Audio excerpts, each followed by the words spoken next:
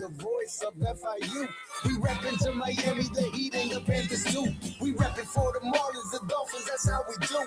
We reppin' for the Crips, so it's always about the U. Hey Jimmy, please get a Pell on the phone and tell him that it's home. I finally got his name on the song. Can't do it wrong, cause it sounds so sweet. You speak the fast while I keep the crowd on their feet.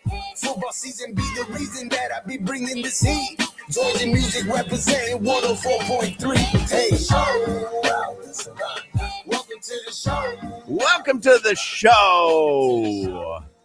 And holy moly, I mean, we are just a few days away from Canes and Ole Miss. And we are, I mean, right in the thick of head coach firings from the NFL. And we've got the Winter Classic to talk about, even though there's been a Panthers game since. I want to talk about the Winter Classic, which took place at Lone Depot Park. We have to do our yearly post-mortem on the Miami Dolphins. I mean, there's just a lot of stuff to get to on this Monday. This post-mortem for the Dolphins season is the same one we've been doing since the show started, which is, I mean, we never have talked about a playoff win for as long as the show has been on. Very rarely do we get to talk about the playoffs themselves. Just a couple of seasons in the history of this show. Crowder, just so you know, I told Hoch, let's just replay last year's Black Monday show. We probably could. It's exactly. We've been going through the same thing, like Hoch said, for years. 25 years without a playoff win. What we've been to, like 4. Where are you? You're in a very, looks like on the video feed, like a very spacious area. Yeah, I'm in actually, you're going to love this, an Airbnb. I saw someone tweet out, you know how I feel about these Airbnbs and the Verbos. I saw someone go, hey, I've got a great idea to go head-to-head with an Airbnb. We buy a building that's got, say, I don't know, 200 or 300 apartments, and then we rent out each apartment on its own so that we have an entire building full of Airbnbs. We'll call it a hotel. I do not understand. So where is your Airbnb? Where are you? Bradenton, Florida. We have to sign and move in Lil Chan and Ava to IMG. Oh, that's right. I forgot. That's when does their session start? Today or tomorrow? Today's moving day and first day of class is tomorrow. Ah, very exciting. Did you not see Crowder's tweet yesterday? I don't think I did. The first tweet Crowder has sent. I'm not kidding. I checked this out. I had the whole thing planned. The first tweet Crowder has personally sent. There's some retweets on his account since November 18th, but even those tweets back in November are like, you could tell whoever operates they're certainly his not. social, Yeah, they're certainly not his. Right. Yeah. Crowder tweets out yesterday. I couldn't believe this during the pregame show. I'm like, what's going on here? He tweets out, I'm headed to Bradenton, Florida with my son. Anybody want to go fishing or know a captain in the area? At me, I got the gas money. Get out of here. What is that? So did you get any takers? No, well, I had some pump fakes, but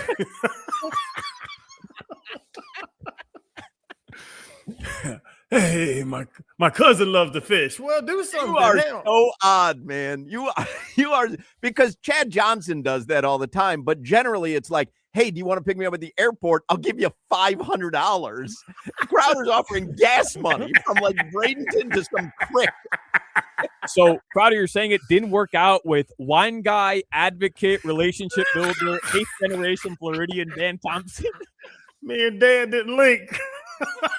He did not link. Look at a fishing partner. Dan Thompson responds to him, I can take you. Crowder responds, check your DM, bro. So I was waiting. I've been waiting for 24 hours. I would have been checking the police reports. I know. Everybody acts like they want to do a brother a favor till the brother asks for a favor. Now they disappear on me. That is funny, man. I actually thought it was genius. Well, I guess. I mean, I think if maybe you were more active on Twitter, Like that almost seems like I would look at that if I saw the tweet and go, yeah, this is someone trying to kill me. If someone responded, someone at the end of that tweet was going to end up in the morgue, either you or the guy that you were trying to get. Like someone, that tweet has morgue ending written all over it. Well, probably shouldn't go with this guy tonight, then, should I? Well, now you got me scared. I got a great midnight fishing hole. 7 o'clock trip. I'm serious. I got a 7 o'clock trip scheduled tonight. Look out, man. Here's a couple of tweets. Joe Shad from the Palm Beach Post. He tweeted, the Dolphins have no GM, no surefire franchise QB, a head coach with no playoff wins in 4 years, potentially $127 million in dead cap on Tua and Tyreek Hill, and that is not the recipe for a great offseason or a great next season. Couple other notes. Joe Shad from the Palm Beach Post also tweeted, since the 2000 season, playoff wins, New England Patriots 30, Dolphins 0. So the Patriots are winning that battle. Playoff wins in the last 25 years. Goodness. And Cam Wolf, he pointed out the Dolphins started interviewing GMs today. Certainly their requests went out. The Dolphins GM search group, if you're playing along at home or you missed the news over the weekend, the Dolphins GM search group is Stephen Ross, Danny Silman, Tom Garfinkel, Brandon Shore, Troy Aikman, and Dan Marino. I don't know what to do with any of this. All of this is just wild. We haven't talked since this this Troy Aikman thing. Yeah. Dan is Dan Marino. Dan is the face of the Dolphins. We need Troy Aikman to find a GM. This is what I think happened. I think I may have said that. Did I say this to you when we were on the air? I don't think we were on the air together. You know what? Okay, this is what I said to a friend of mine then. I think Stephen Ross, he does get enamored with celebrity and big names. We know that when he first came down here. So Troy Aikman was on that Monday Night Football broadcast. Who did they lose to? Steelers. And was crushing Mike McDaniel and their decision to kind of have this lackluster finish of the game when maybe they still could have pulled things out.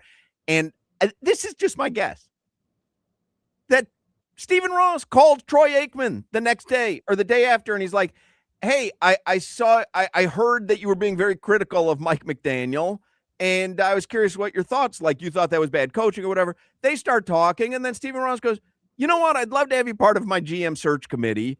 I'll give you $250,000. Will you appear on a couple of Zooms with us? That is exactly where my mind went the very first time I saw the news. And Appel and I even talked about that on Friday. But Barry Jackson and a couple others pointed out that the timelines don't match there. We found out a couple more details. Troy Aikman, while calling the Dolphins on Monday Night Football against the Steelers, got to go back a couple weeks, had already agreed. No, that's not true. Is that? Yeah. Are you sure? 100%. He had already agreed to undertake this assignment with the Miami Dolphins. Yeah. Are you sure on that? I haven't seen that anywhere. I double-checked it. Tobin and I talked about it on Game Day Uncensored yesterday as well, because we all kind of assumed the same thing, which was Stephen Ross tunes into the game, right, or hears that his coach is getting crushed for something in the fourth quarter. He's like, this guy sounds like he's got it figured out. Let me reach out to that guy. Yeah. Oh, man. That's pretty genius to badmouth a situation you're about to fix. That's brilliant. I'm that's why I'm having trouble believing that's true, because that is really underhanded. But that's true. It makes it all so much funnier if you think about it, because Troy Aikman sitting there, he's literally being paid to evaluate this team top to bottom, right, and he's watching a head coach. He's crushing him. And he's saying, what is this is the guy that Stephen Ross is entrusting to run this organization? Like, what is he doing? Crushing. Well, anyway, I want to talk about the Dolphins today. I want to talk about the Hurricanes today. Mike Cunio is going to join us. Clay Ferrero is going to join us. Let's do a look at the headlines here with Solana. Brought to you by Durrell Kia. You always pay less with your Pricito at Durrell Kia. Visit them at Durrell Kia or DurrellKia.com. Where do you guys want to start? There's so much going on. Dealer's choice, ladies' choice. We'll make this ladies' choice. Solana. Jimmy?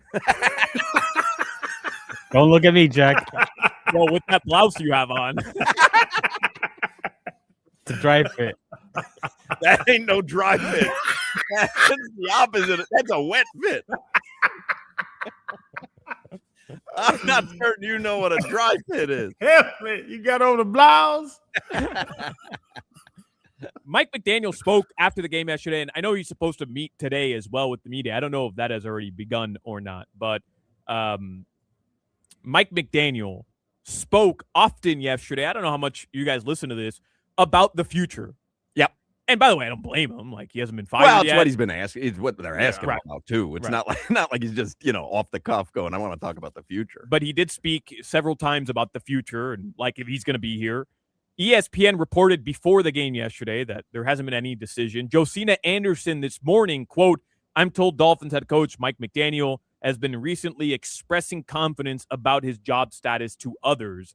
It feels like, and this could change, but it feels like this is trending towards Mike McDaniel being back next year, especially when you look at the names that are reportedly the Dolphins are reaching out to as potential GM candidates. Well, all I would say is this. You've seen so many coaches fired already. If you're going to fire your coach, why would you start a week later than everyone else in being able to attract a really good head coach to your team? You know what I mean? Like, if there's a race for the next great head coach going on right now, it would be very Dolphins, but you kind of don't want to start a few days after everyone else. You'd like to get the jump on that. So it leads me to believe he'll be back. I think the way that they lost to the Patriots, the team that you're supposed to be on top of after Brady Belichick leaving, and now they're the number one damn seed in the AFC. Or what are they? They're number 2, right? Broncos came out number 1. Yes. Yeah. Right? Like Broncos were the number 1 seed. Number 1. Number 2 in AFC, and they lose a Hall of Fame quarterback, Hall of Fame coach. But it's the way they lost. They got the hell beat out of them and embarrassed. They were down 14-0 in the snap of a finger. So I think that reignites we got to do something about this. But to your point, Hawk, if you want to do something, you should have done something before. That game led me to believe, though, that Mike McDaniel was told he was safe, because I feel like he would vehemently argue sitting Devon Achane and everyone else if he was coaching for his job. I believe he was told by Champ Kelly and Stephen Ross, hey, let's deactivate a bunch of these players. Let's just get through this game and we'll get to next season. So that even led me to believe that he's safe. I think he's safe. And some of those defenders, when the ball carrier had the ball, they passed on the tackle. Checkmate. Can you yell pass as the ball carrier is coming at you? You can just yell pass and opt out. I'll take a rain check on this tackle. Thank you. The only thing I'd say, Hawk, is we read an article from Barry Jackson in the Herald last week, and I think you and I were both in agreement with what he was suggesting, which was don't make a decision today. Maybe make the decision tomorrow, but allow things to marinate for a second and make the best decision. Which I get, except for the fact that when you see all these coaches being fired and you know now there's going to be a mad scramble to get the next great head coach, why would you purposely start? Like, if you haven't figured it out by now, what could you possibly figure out over the next 2 or 3 days that would be the deciding factor to keeping him or relieving him of his duties? And then the cog is just sitting there spoiling. Right. You're about to get a new GM. You saw they benched Tua, like everything around him. So there's no answers, but Dick Daniel is the one that has to stay. It's crazy. It's crazy. By the way, speaking of Tua, Joe Shad tweeted out, asked if he's hoping for a fresh start. This is just moments ago. Dolphins QB Tua Tagovailoa said, that would be dope. I would be good with it. And a very important note to that is that Barry Jackson he tweeted out, the three of us who asked him, Tua, made sure he knew that we meant elsewhere.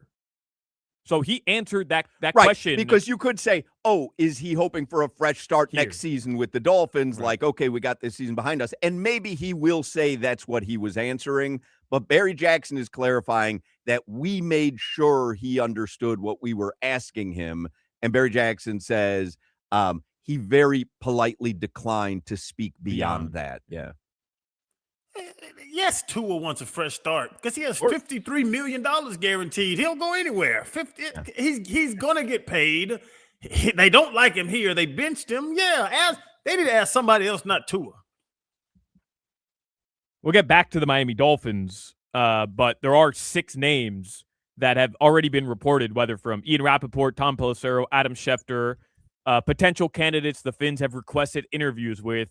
Based on reports, 3 members of the San Francisco 49ers, people that Mike McDaniel probably or did work with while he was in San Fran. Which, again, if you're putting the puzzle pieces together, you go, okay, Mike McDaniel may have said to Stephen Ross and Champ Kelly and whoever else, Troy Aikman, hey, here's some good quality candidates from the Niners. I know these guys.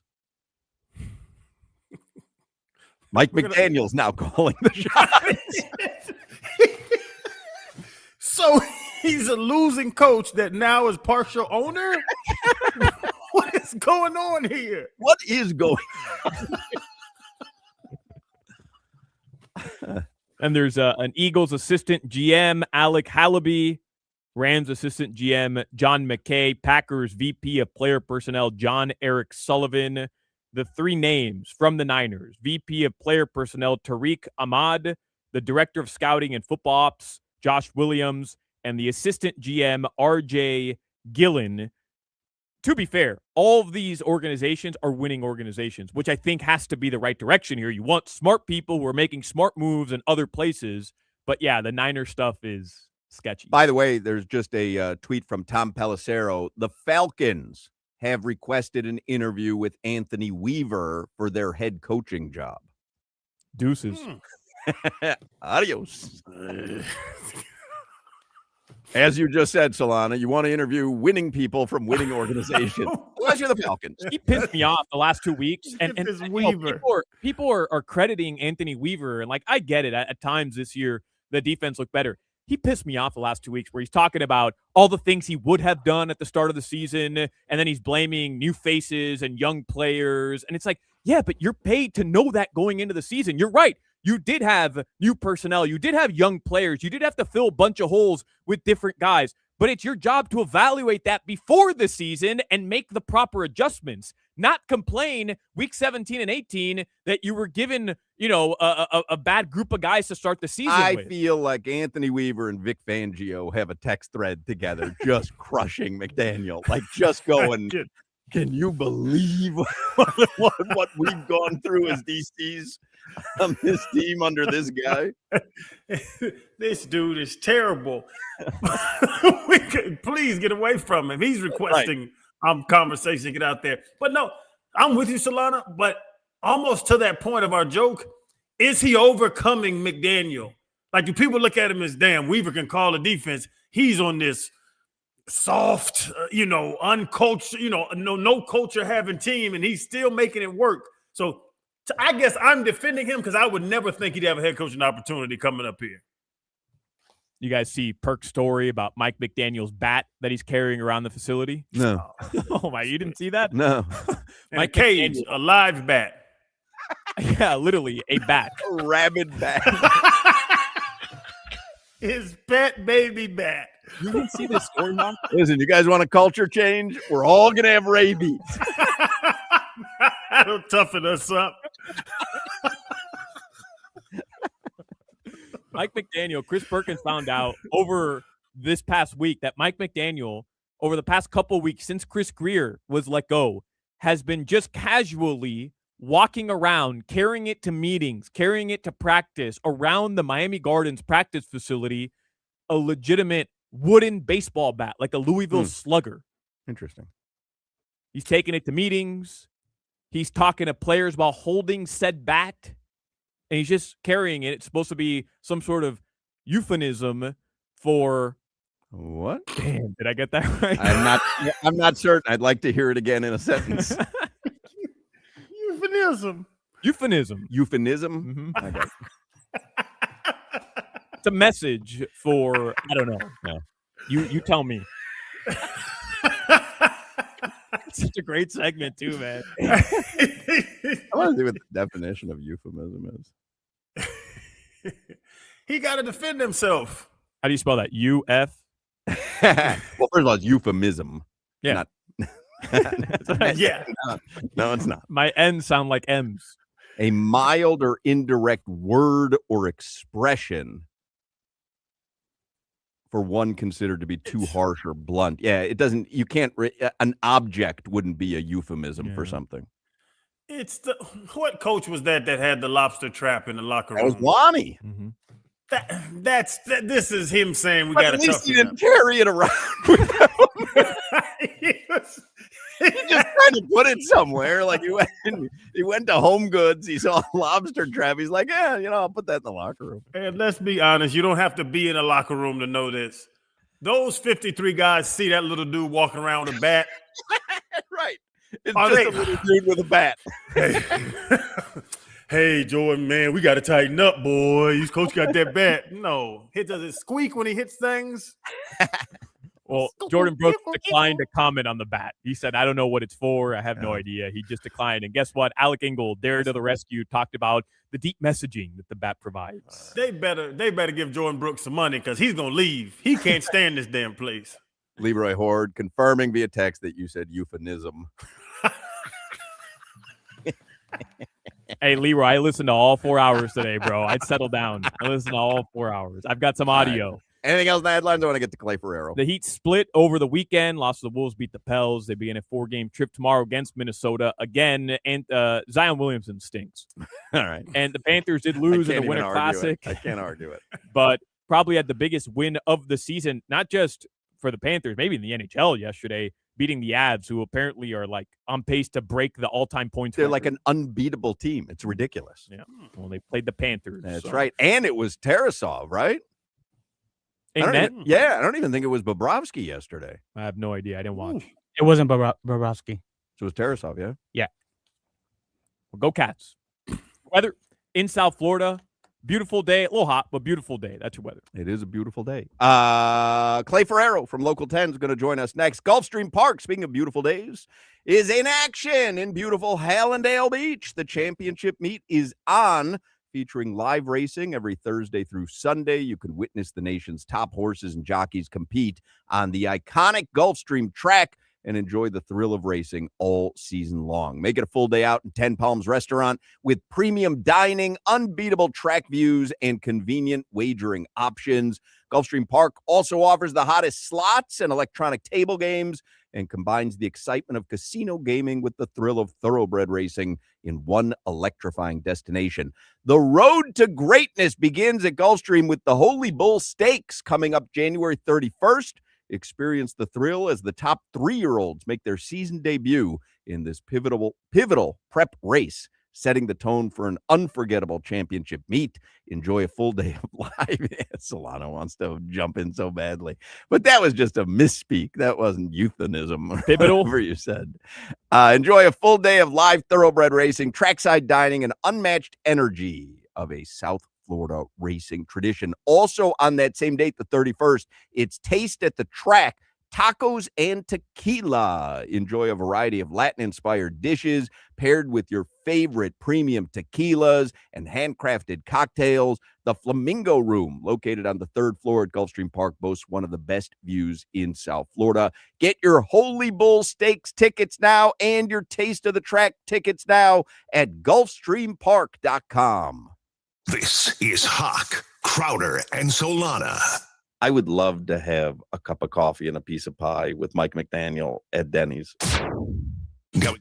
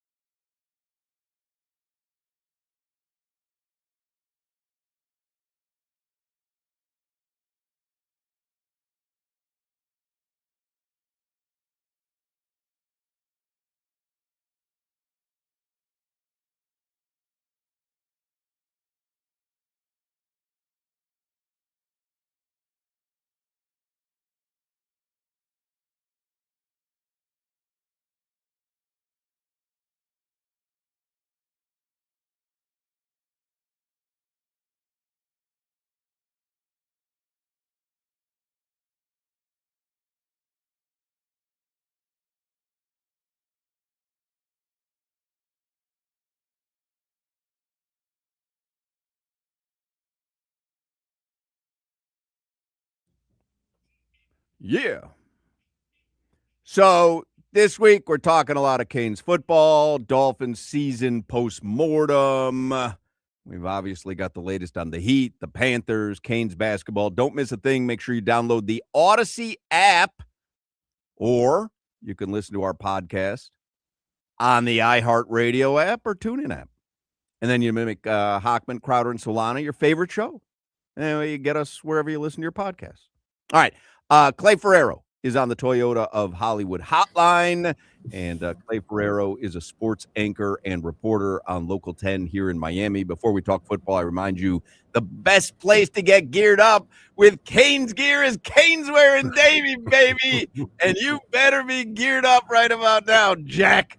There's a big one coming up on Thursday. But I want to talk Dolphins, Clay. Hello, Clay. Happy New Year. Too late to say Happy New Year? Too late. According to Larry David, wasn't yesterday the last day that you're allowed to? Yeah, Saturday night. The third. The third. Okay. Well, I take it back, Clay. I hope you have a terrible New Year. Yeah, ditto. All right, let's talk Dolphins. Have you seen enough from Mike McDaniel in 4 seasons to say definitively, yes, he should continue on as Dolphins head coach, or no, he absolutely should not be the Dolphins head coach for a 5th season? Or are you still in this mode of, I don't know. I don't have a determination. Yeah, I think I'm in the latter category, the purgatory that nobody wants to be in. And, I think that's why I'm not of the mindset of you absolutely have to fire him. And what I've said from the beginning with this stuff is I just wish that one person would make the decision. I just wish that you would bring in somebody and say, this person is making the football decisions in our organization, and I trust that person. And the whole Troy Aikman thing to me, guys, it's like, it just feels like everything that the Dolphins have done for the last 15, 20 years, where they're telling you they don't trust anybody within the organization to make these big decisions. So they're bringing somebody else to come in. I get it. Like, more information is better. And yet at some point, somebody has to be willing to make a decision and bring in somebody that you trust and just roll with it. Because I just feel like there's been this piecemeal approach for the last decade plus, and it's kind of gotten us on this hamster wheel. Yeah, Clay, all decisions I make moving forward, I need Troy Aikman involved. That's what. Oh, Troy. Troy makes the greatest decision. Ask Troy. What's what's WWTD. What would Troy do? What would Troy do?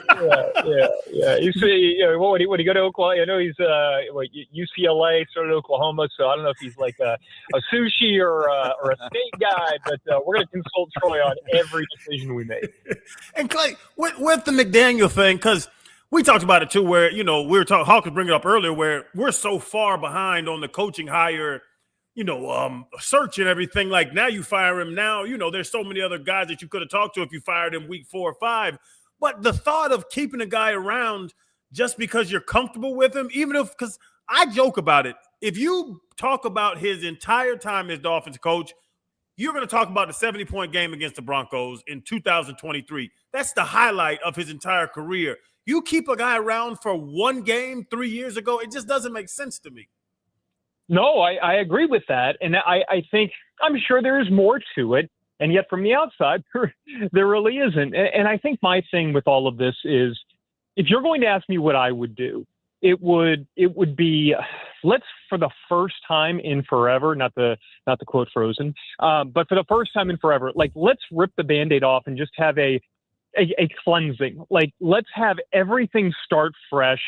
Start with a new direction. And, I've told you guys before, I follow the Saints because I was born in Louisiana. And when you had Dennis Allen in the building, it just felt like you were trying to keep the same thing going from Sean Payton. And you can't do that. Like, at some point, you just have to start fresh. And this year, it feels like they're going in the right direction because they finally said, this is not working. Everybody needs just a new voices all the way around. And for whatever reason, it just feels like Stephen Ross doesn't want to do that. And I don't get it. I never have. And yet it feels like that's what they're doing again. In the past, and I remember this going back to when they were hiring Joe Philbin, potential general managers wouldn't want to take on a job based on the owner saying, no, but you're coming here, but we're keeping this head coach. And I understand that. Do you think there's potential general managers who the Dolphins would be interested in that would have less interest in this job if it meant keeping Mike McDaniel as the head coach? Boy, I sure hope not. And yet, doesn't it feel like that's kind of the direction we're going again? And I think that's where, again, I go back to what I said at the beginning. The only thing I don't want is for you to tell whoever you're hiring as GM is you have to do something, whether except win. Like, just let the GM figure it out. That's what you're hiring that person to do. And I'm absolutely sure that if you're a candidate that is coveted by a number of different teams and you're already having handcuffs put on you at the outset, yeah, man, that kind of like slows down my ability to just jump at the first offer if it's from Miami. And I don't know why. I don't know why this is how they do things, but it's been how they've done things at least as long as I can remember, unfortunately. Is it as simple, possibly, if I gave you the context, your quarterback is going to have his absolute worst season. He regressed. It wasn't a little blip. He regressed, has his awful worst season that you could ever imagine. And your top wide receiver is going to be injured for almost the entirety of the season. If I said that, could you understand where Stephen Ross says, you know what, I could let Mike McDaniel do this again, because any team in that situation, their quarterback underperforms by a mile and their top wide receiver is gone, any team is going to have difficulties. Yeah, I would say my issue with that is that, number one, it looked bad before Tyreek got hurt. It looked like we were going down the same path. And number two, the biggest reason you brought Mike McDaniel here was to fix your quarterback situation. And, maybe he did for a year, but if your selling point is, man, I think this guy is so great, so accurate, I can build everything around him, and then it doesn't work. Well, why are we running on this hamster wheel again? It didn't work. Let's move on. So I guess that's my thing. I understand the idea that there were some issues that they had to fight, and yet even before all of that started happening, it looked like we were going down the same path. And with the Tua thing, Clay, I don't know. Nobody knows what's going to happen, but do they kind of Russell Wilson him? Just take whatever you can get for him. See if somebody will pick up some of that $50 million. Or do you think they try to make Tua backup or bring a young guy and let him mentor? Like, where is this Tua thing going to go from here? So if they're smart, they'll do the Russell Wilson thing. And I think ultimately they will, because I think there's a precedent of seeing it work. And I think that's the one thing that, if you've seen how Stephen Ross has done things with this, you go back with the year where they tanked, and tank for Tua was the big thing we heard, but in reality they wanted Joe Burrow, but they were in fact tanking. And so it was kind of the chic thing at the time. And so I think you can look at Denver and say, all right, look what they've done. They weren't afraid to move on, when you're very clear that the quarterback ain't it. I do think that they're willing to do that. I do think that would be the smart option. Now let's do it. That's number one. Let's do that. Let's cut bait. And honestly, that's kind of getting back to what I was saying earlier about you just need fresh.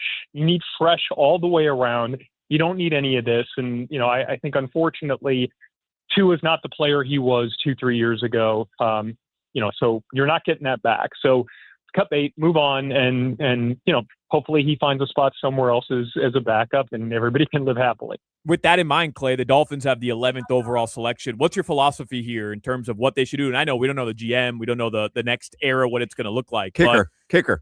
Should it just be, hey, 11th overall pick, take the best quarterback? Should it just be take the best player? Should they go all in and trade up for a quarterback that they like? Like, how do you approach this considering you're out of the top 10? I just can't stand the idea of best position available. Like just saying, the top 5 quarterbacks on our board were taken, but the 6th guy looks okay. I would never do that. I think you either have to be so convicted about a quarterback that you're willing to make the big move to go up and get him, or just don't take him. Like take the best player on your board. And look, within reason, right? Like let's say you go into this and you get a GM who's very good and you trust him, and he tells you, I firmly believe in Ty Simpson. I think he is that dude. I think he's going to be it. And he's there when you pick. Fine. I have no problem with that. Again, allow your football decision makers to make the big decision. But the idea of, all right, well, whoever the best defensive back left, whoever the best quarterback is left. I just never subscribe to that because you're pigeonholing yourself into reaching for a player at a position of need, which never ends well. But aren't we a lot further? Because the quarterback is the most, polarizing maybe figure in sports, period. But isn't there so much more to fix on this team? Or if we did, let's say we had Joe Burrow, would we be a playoff team right now, Joe Burrow, with this roster? That's the one thing this new GM coming in has to know, right?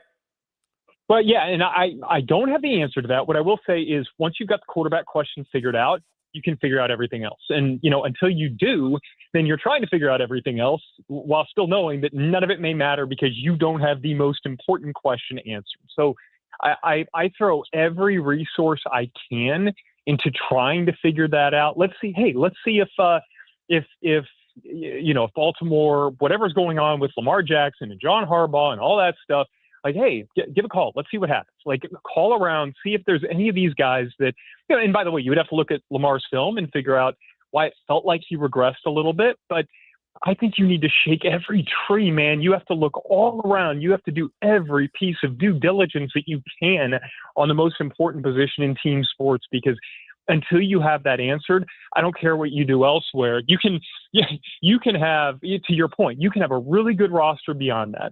But if you don't have that dude, then you're not going to go where you want to go. And you're constantly trying to answer that question. Please shake the Joe Burrow tree. Shake it. Yeah. Just keep shaking it. Shake the Joe Burrow tree, whatever it takes. Over right. Lamar? Clay, yes, over Lamar Jackson. Shake the Joe Burrow tree. I think there's a better chance of Joe Burrow being done in Cincinnati than there is Lamar being done in Baltimore. Personal opinion. And I think Baltimore is going to be in this spot where they go, hey, we could very well be in the playoffs. No one would have this conversation. So we're not going to pretend like something went wrong this season other than one errant field goal try. Regardless, Clay, let's talk Hurricanes on the way out here because they've got a biggie Thursday night. Do you think Miami takes care of Ole Miss Thursday night and plays for a national championship right here in Miami? So if you're asking me, just pick the game, pick the winner, I'm picking Miami just because they're playing. With that said, I love this matchup. I love it. It was like the first couple of games, and look, hindsight is easy, right? Like, it's not like everybody was jumping on the Miami bandwagon to beat Ohio State. A lot of people were with A&M, but I think the feeling was, yeah, they're good. They're going to give Ohio State a run, but man, this is, they're just too talented. But then when you saw it happen, you're like, oh no, they're the more physical team. They're the better team up front. And I hate this idea that if they played 10 times, Ohio State would win 8 or 9. I think one of their players mentioned something like that. I disagree with it. This one, it's a styles make fight sort of thing. Ole Miss does not have the trench type guys that Miami does, that Ohio State did, that Texas A&M did. What they have, though, is, man, they've got a dude at quarterback. I love watching Trinidad Chambliss play. I think, and they have better receivers, not better than Ohio State, but they've got guys who can get open, and Chambliss can actually run around and wait for those guys to get open, and then he makes plays with his arm. I love the matchup because I feel like Miami was able to kind of tee off against Julian Sayin and then against Marcel Reed. Whether it was the wind or whatever, they could not pass to save their lives.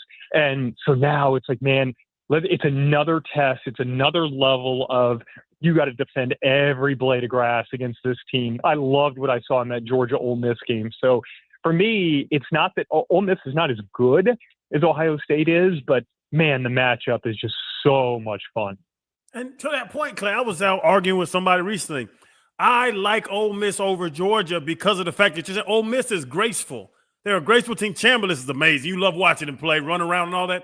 He's not going to be able to run 45 loops in the backfield when you have Mesidor and Ruben Bain coming after you. That Georgia pounded out, big time, big boy football, as they call it.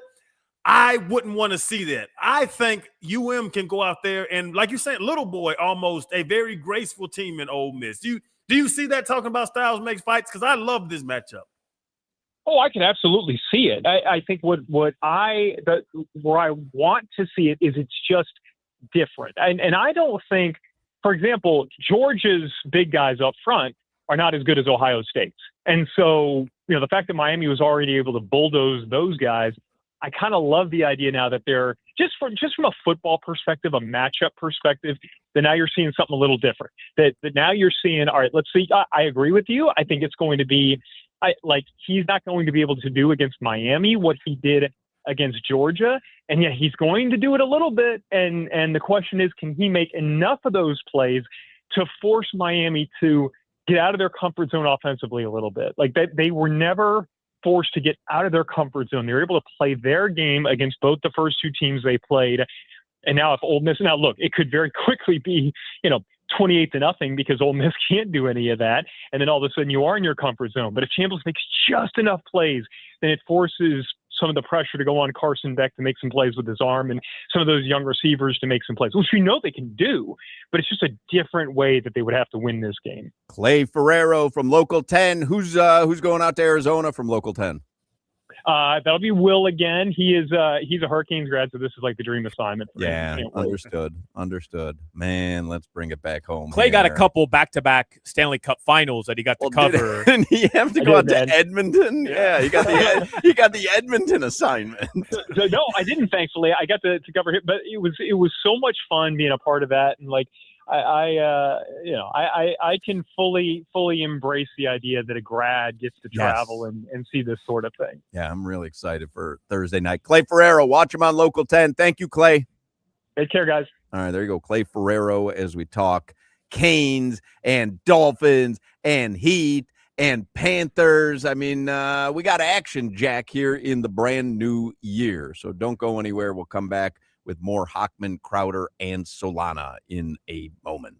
Y'all got to get to Ed Moore's Cadillac. They are watching out for you at the Road Ahead sales event. That means you get savings on these beautiful Cadillacs, all the ones you wanted. You've been watching them. You've been staring at mine in my driveway, my wife's car. You want that Cadillac? Get down there right now and get behind the wheel of a 2024 Cadillac Lyrics or XT4. You choose for just $319 a month, or imagine how much you'll be saving on some of these beautiful Cadillacs with just 3.9% financing plus $1,000 purchase allowance they're going to throw in because my man Teddy Morris, my man Chris Atkins, the GM, they just love their customers. Make sure you make this year the year you get the Cadillac, whether you're driving to the game, maybe a national championship game. You never know with the Canes. Driving to the game, going to the grocery store, picking up the kids, going on a hot date. You will be riding in style with the Lyrics or XT4. You choose only $319 a month and financing as low as 3.9% plus a grand purchase allowance.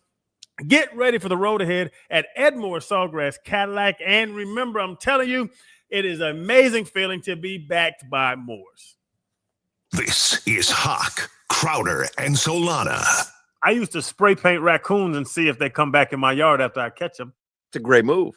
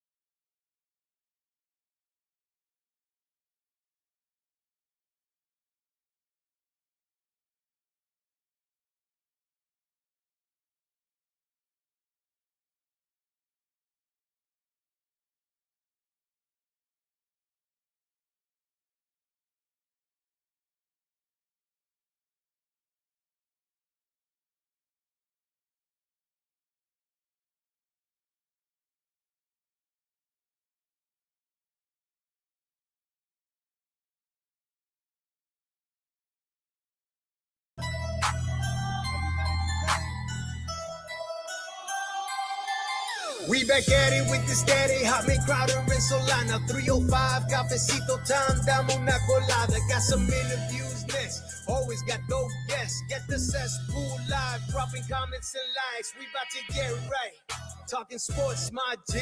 Listen to Odyssey and 104.3. Live and back on GeorgiaMusic.com. Hitting it at the park like a Matt Mervis bomb off power. Get ready for the 3 o'clock hour. Get ready for the 3 o'clock hour. Get ready for the 3 o'clock hour. Yeah. Get ready for that 3 o'clock. Ready for that 3 o'clock. Are you ready for the 3 o'clock? Are you ready for that 3 o'clock? 3:05 is that 3 o'clock. Yeah, I'm ready for the 3 o'clock hour. That's Georgie. Georgie threw down a new track for the 3 o'clock hour for Hochman, Crowder, and Solana. Now, I don't know if you heard the line in there about a Matt Mervis bomb, but that's a great banger from Georgie. Everybody follow Georgie Music on social media, JORGMUZIK. If you want to see that track with the lyrics and a little still photo of Georgie behind the console, Radio Mark Hochman on Instagram. I shared the video that he sent us for that, and you'll see all the lyrics. It's very cool. But Georgie now, he welcomes you in at 2 o'clock, and he gives you that banger at 3 o'clock. And we appreciate Georgie and Georgie Music. And the Matt shout out. I tagged Matt Mervis on the Instagram post. It has to be a first, right? It has to be a first. Matt Mervis getting shout out in a song. Yeah, I mean, it's a first for us when he made the 2 o'clock hour, and now I would imagine it's a first for Matt Mervis as well. Hey, Solana, do you know we're the only radio show in the world that brings up Matt Mervis regularly? I think we may, I think we may own that title. I think Waddle and Sylvie used to bring him up when he was with the Cubs. Right. For a brief period of time. I think Sylvie had better sense than me and moved on quickly. I am still there. I'm a big Washington Nationals fan because that's where Matt Mervis is now. Simon Clancy, he used to cover the Dolphins, I believe. Yep. He posted, whoever Miami's new GM is, they're going to have a big decision at quarterback. Do they give Quinn Ewers the reins based on what looks like 3 pretty encouraging starts, or chase Malik Willis in free agency, knowing they've got no money to spend, and with what looks like an incredible 2027 draft approaching?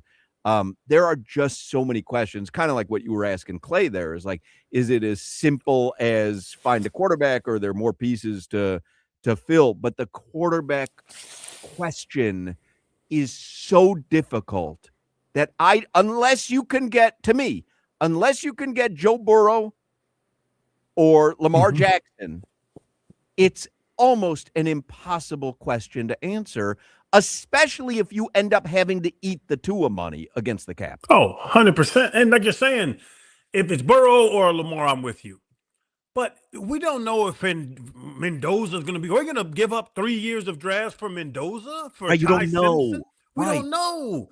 Tua was better than Mendoza in college, numbers-wise and all that stuff. Like, we don't know what the hell these guys are going to be. And to that point, too, because Solana brings up that you're couching this GM with Mike McDaniel. And some GMs don't want to do that. Obviously, this is their opportunity. They don't want you just to give them something. Clay kept saying it. But bigger than that, you're eating the Tua money. You have no proven young stars. Your stars are Achane and Jordan Brooks, who both need new money. This job without the names behind it, this is not a great GM opportunity for that next upcomer with what the money they have to spend and the roster that they're dealing with. We're old. Anybody young that's good wants to make a whole bunch of money. We don't have that mid-grounder player. The Grands and the Savanyayas and all those guys aren't great. They're starters, but they're not the future of football. It's a tough sell, Hawk. This GM job is a tough damn sell. Savai Naya, by the way, has been so roundly criticized since the season has ended officially by so many of the podcasters, the people who really follow it and grade it out, just saying that he's one of the worst offensive linemen they've ever seen come out of the draft. Mm-hmm. It's not just that; so you traded up for him too. I mean, you Right. literally you gave up capital to move ahead in the draft to draft what they all believe to be the last offensive lineman available that could be a day one starter, and he is laughably bad. But just name our young stars, the future of this team. The guys in 5 or 6 years are still. We're going to be selling Chop Robinson jerseys. Well, no, I mean Chop had an extremely disappointing season, extremely disappointing, and I don't know. I mean, Kenneth Grant had his best game against the Buccaneers. I haven't seen his grades for yesterday. At least he looked like he belonged. There are a couple stars on the team: Devon Achane, Jordan Brooks. Right, those are the offensive and defensive stars. Easily stars, MVPs, Pro Bowlers.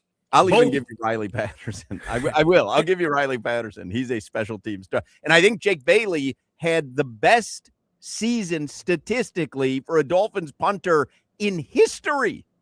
In history. No, not over Matt Turk. No, Reggie Roby, man. Let's go even further back. But no, I think he statistically had the best season ever for a punter. Yeah, I saw that from Joe Shad. Yeah. No, but you can't build a team because they had to pay. To your point, Hawk. Yes, their stars are Achane and Jordan Brooks. They're about to have to pay both of those dudes a whole bunch of money to keep them around because another team that's already set is going to be willing to give those all-pro players money. It's a tough sell. The thing is, you asked who are the stars for the next 4 or 5 years. Is Devon? I love Devon Achane. I want him back here next year. I've changed my entire tune on him. You pay the guy.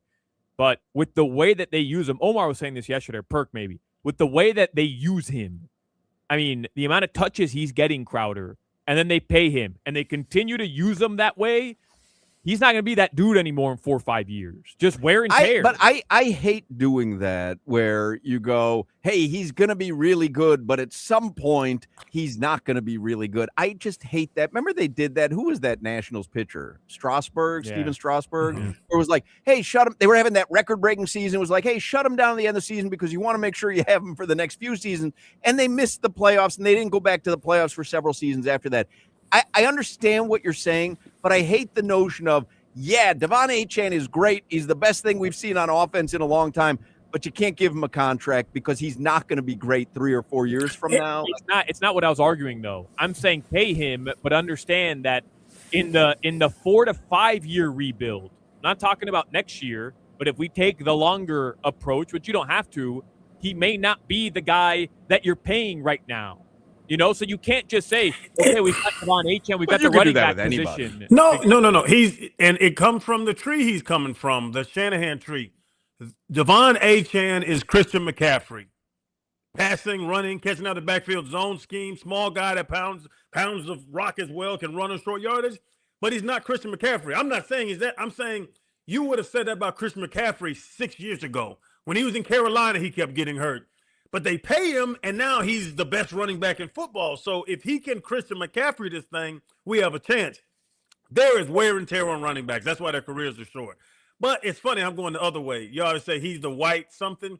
He's the black Christian McCaffrey. You never go that direction. And it's what he is. Yeah, usually not complimentary, but in this way, it's complimentary. Yes. Right, Mike Cunio is going to join us this hour, so I want to make sure we have enough time for it. By the way, I had seen a tweet. 51 years since the last Dolphins Super Bowl win, 41 years since their last Super Bowl appearance, 25 years since their last playoff win, 5 playoff games in the last 25 years, 5 playoff appearances in a quarter century, no playoff wins in a quarter century. It could be, I'm not kidding you because I was texting with some friends over the weekend. It could be one of the worst franchises in all of sports. And Stephen Ross, as much as I am a fan of his, we've had the conversation, we had it last week, I remember. Yeah.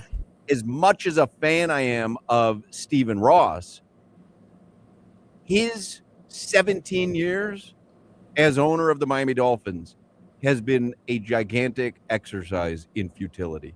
They have zero to show from it. And they're trying. The Marlins don't even try and mess around and get World Series. Yeah.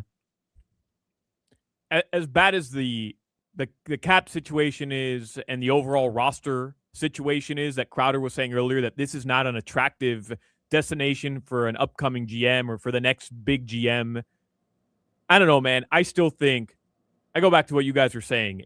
The idea of what you want in an owner as a general manager is Stephen Ross.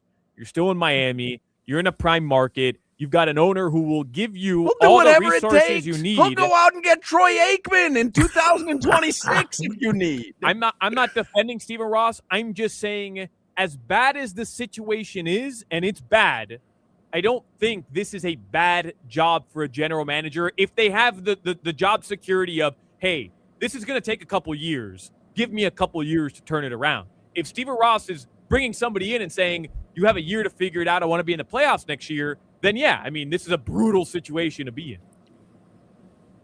Anyway, let's get to headlines here so we can talk with Mike Cunio. Headlines are brought to you by Durrell Kia. You always pay less with your Pricito at Durrell Kia. Visit them at Durrell Kia or DurrellKia.com. He finished 7-10 after starting 1-6. And it ends with a 38-10 loss to New England. No Waddle, no Achane yesterday, no Minka, among several players who ultimately did not play, but it was Patriots from the very beginning, and they dominated. How about you talk about like a slow start and you finish with, it's not a not respectable record. How about like the Buccaneers started 6-2? All they had to do was beat Miami in week 17. Yep. All they had to do was beat a terrible Dolphins team. Couldn't do that. And then because Atlanta wins yesterday, Carolina gets the division. Like, talk about epic collapses. Indianapolis Colts, epic collapse this season. Tampa, to me, was the one where I was like, oh, my God. Had they just beaten the Dolphins the week prior, none of the hoo-ha mattered over the weekend for them. We can't have a collapse because we're going to start out garbage anyway, so there's no collapse on garbage. Prevents the collapse. It's actually a brilliant strategy. Can we take a moment to just laugh at the New York Jets? While we're here basking in just misery, let's laugh at another miserable organization. The New York Jets. Listen to this. Garrett Wilson was the New York Jets' leading receiver at the end of the year. He hasn't caught a pass since October 12th. Yeah, got traded. Damn. The Jets ended the season with Garrett traded? Wilson. No. Leading Sauce receiver. Gardner. Sauce Gardner did. That one's funny, too. Sauce Gardner left a team that was 1-7, joins the Colts. They go 1-7 since he was traded. Yeah. The Jets' leading receiver this season, his last pass that he caught was on October 12th. Also, the New York Jets pulled off a feat that we will likely never see again in the modern NFL for the rest of our lives. What the New York Jets did this season, we will never see again.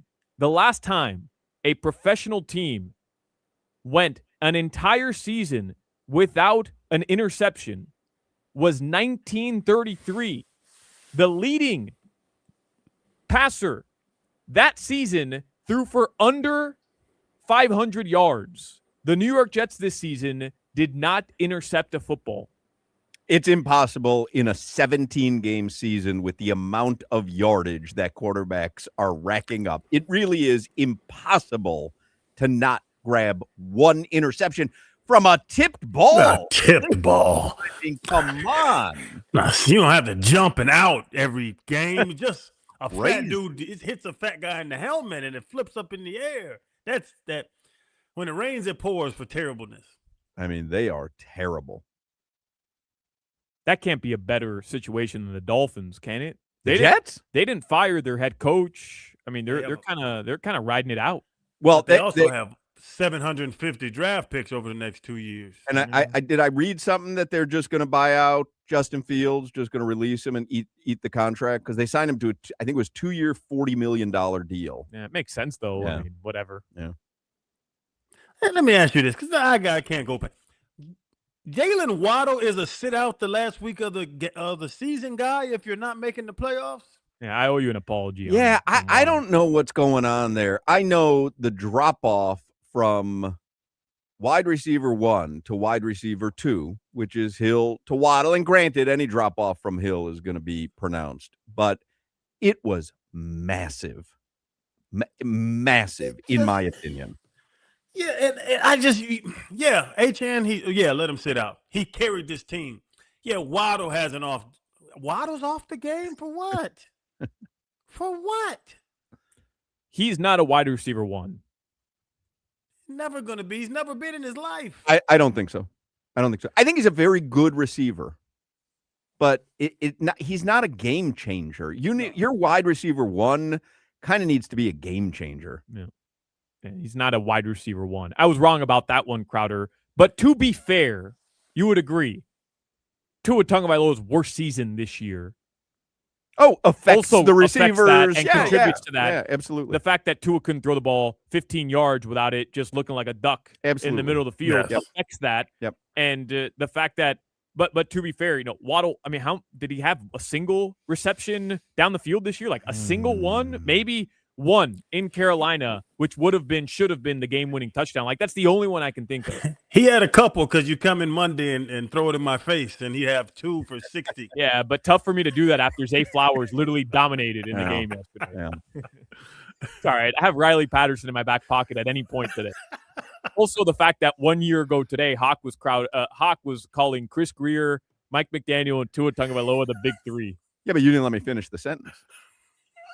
You big three idiots.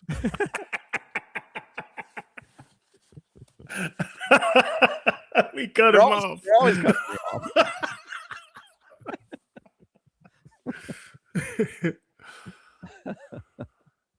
Coach is fired today. I'll run through them very quickly here. Pete Carroll, after one season, they have the number 1 overall pick. The Raiders do. They went 3-14. Correct me if I'm wrong. The Raiders have fired 3 coaches in 3 seasons. Yep. Mm-hmm. Right? Yeah. John Gruden, back to Las Vegas. He would do it in a heartbeat. He tweeted the Vegas Raiders flag. But I think it's because they won. Yeah. Right? Yeah. Well. But it's something that Mark Davis I could see doing, though. Mark Davis is like the owner. Oh. He's a rebel. And cute. That would be so cute to bring him back. Yeah. Truthfully, I'm rooting against the Las Vegas Raiders. I have nothing against that franchise anymore. But Tom Brady is kind of manning the ship over there, among others.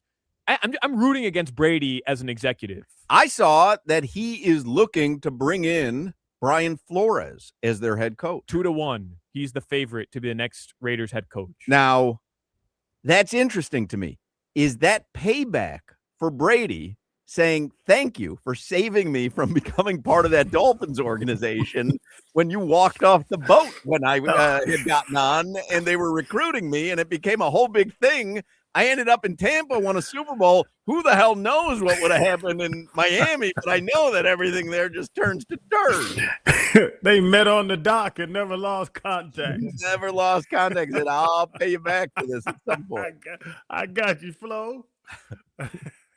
Cardinals fired a guy that literally nobody knew was their head coach, Jonathan Gannon, for 3 years. No idea. He's been there 3 years. Yeah, I thought their head coach was Dennis Green still. It done better than Gannon. Too soon? The Browns fired Kevin Stefanski. That we knew was coming. Genius.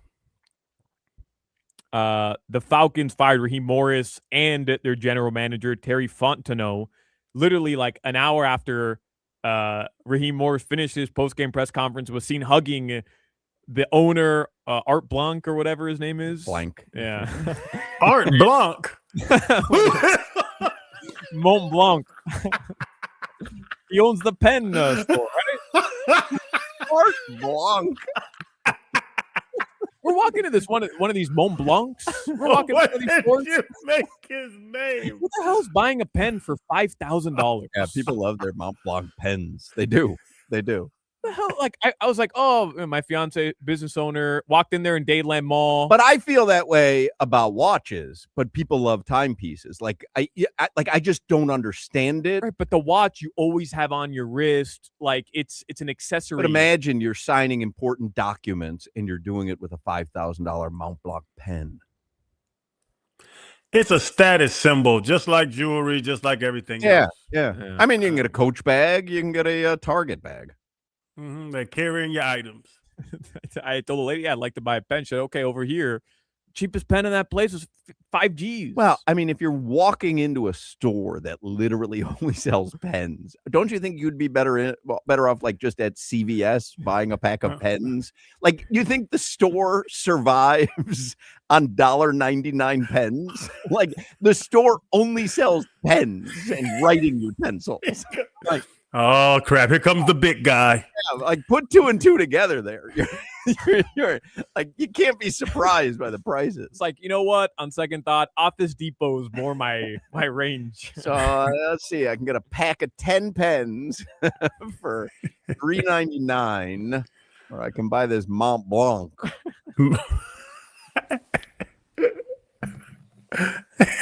And sell it to Arthur Blank.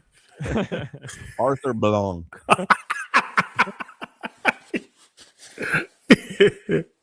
Teams with head coaching vacancies. Here we go. Tennessee, the Cardinals, the Browns, the Raiders, the Falcons, and the Giants. All right. Giants kept their GM, though. They Which did. is just, I mean, God bless them. Man. Giants ain't a bad job. Giants not a bad job. You got a young quarterback. You have a hell of a defensive front. Jackson Dart, I think he's going to be a really good quarterback. You're going to have Cam Scadaboo back. Like, I think the Giants probably have a little something. Yeah. The Heat, they play tomorrow. Just to round out headlines, they play tomorrow in Minnesota. They won yesterday, lost Saturday. And the Florida Panthers won yesterday against the Avalanche. Big-time victory yesterday on the road against a very, very good opponent. Your weather in South Florida, it's in the 80s. Nice and sunny out. That's your weather. Mike Cunyo is going to talk some Dolphins with us. Next, I want to tell you first about my good friends and the amazing award-winning team at Doral Kia. Whenever you want a low price, you always pay less with your Pricito at Doral Kia. Take advantage of a Pricito now on all your favorite new Kia models like Sportage, Sorento, Telluride, K5, Soul, and more. Do not wait. You hurry to Doral Kia today. I've told you, we bought our son his Kia K4 at Doral Kia. Mitchell, the king of Kias, took great care of us. He will take great care of you. Don't miss your chance to save on a new Kia or shop any of their pre-owned vehicles with easy financing, fast service, the best value for your money. You always pay less with your Pricito at Doral Kia. Why pay more? Save money. Pay less at Doral Kia. This is Hoch, Crowder, and Solana. I don't look like a typical major leaguer, but I can throw that gas.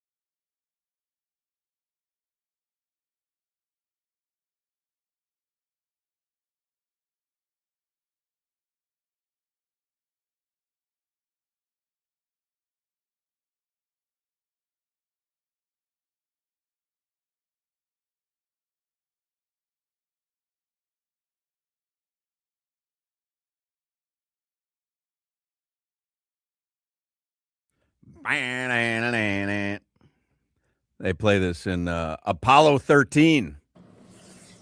Yep. Anyway.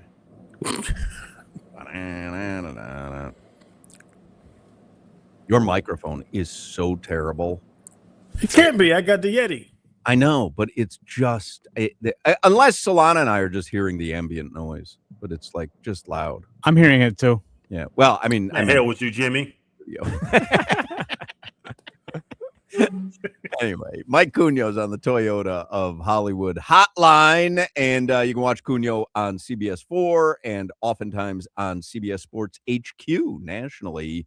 So, Cunio, I'll ask you. I've asked everybody essentially. Have you seen enough from Mike McDaniel to say yes, I would be thrilled for him to continue on, or no, I don't ever want to see him prowling the sidelines again for the Miami Dolphins? Or are you in this camp that's like, hey, the quarterback underperformed and his best wide receiver was gone for most of the season, and you can't make any kind of rash decision on Mike McDaniel after that season? He kind of kept it together. Yeah, I'm kind of in the camp that because he kept it together down the stretch and made the tough decision of benching Tua, which kind of maybe turns the page on that chapter in Dolphins history. I'm in the camp of giving him another year and seeing what the next GM wants to do. So whoever the next general manager comes in, and give him a year with Mike McDaniel and then let him make that decision and see if that's the kind of football, the kind of style they want to play. I'm really interested to see what Mike McDaniel's offense could look like with a different quarterback, because at times Quinn Ewers and that offense looks good, and a lot of that has to do with Quinn's mobility. They can roll him out. It gives them options.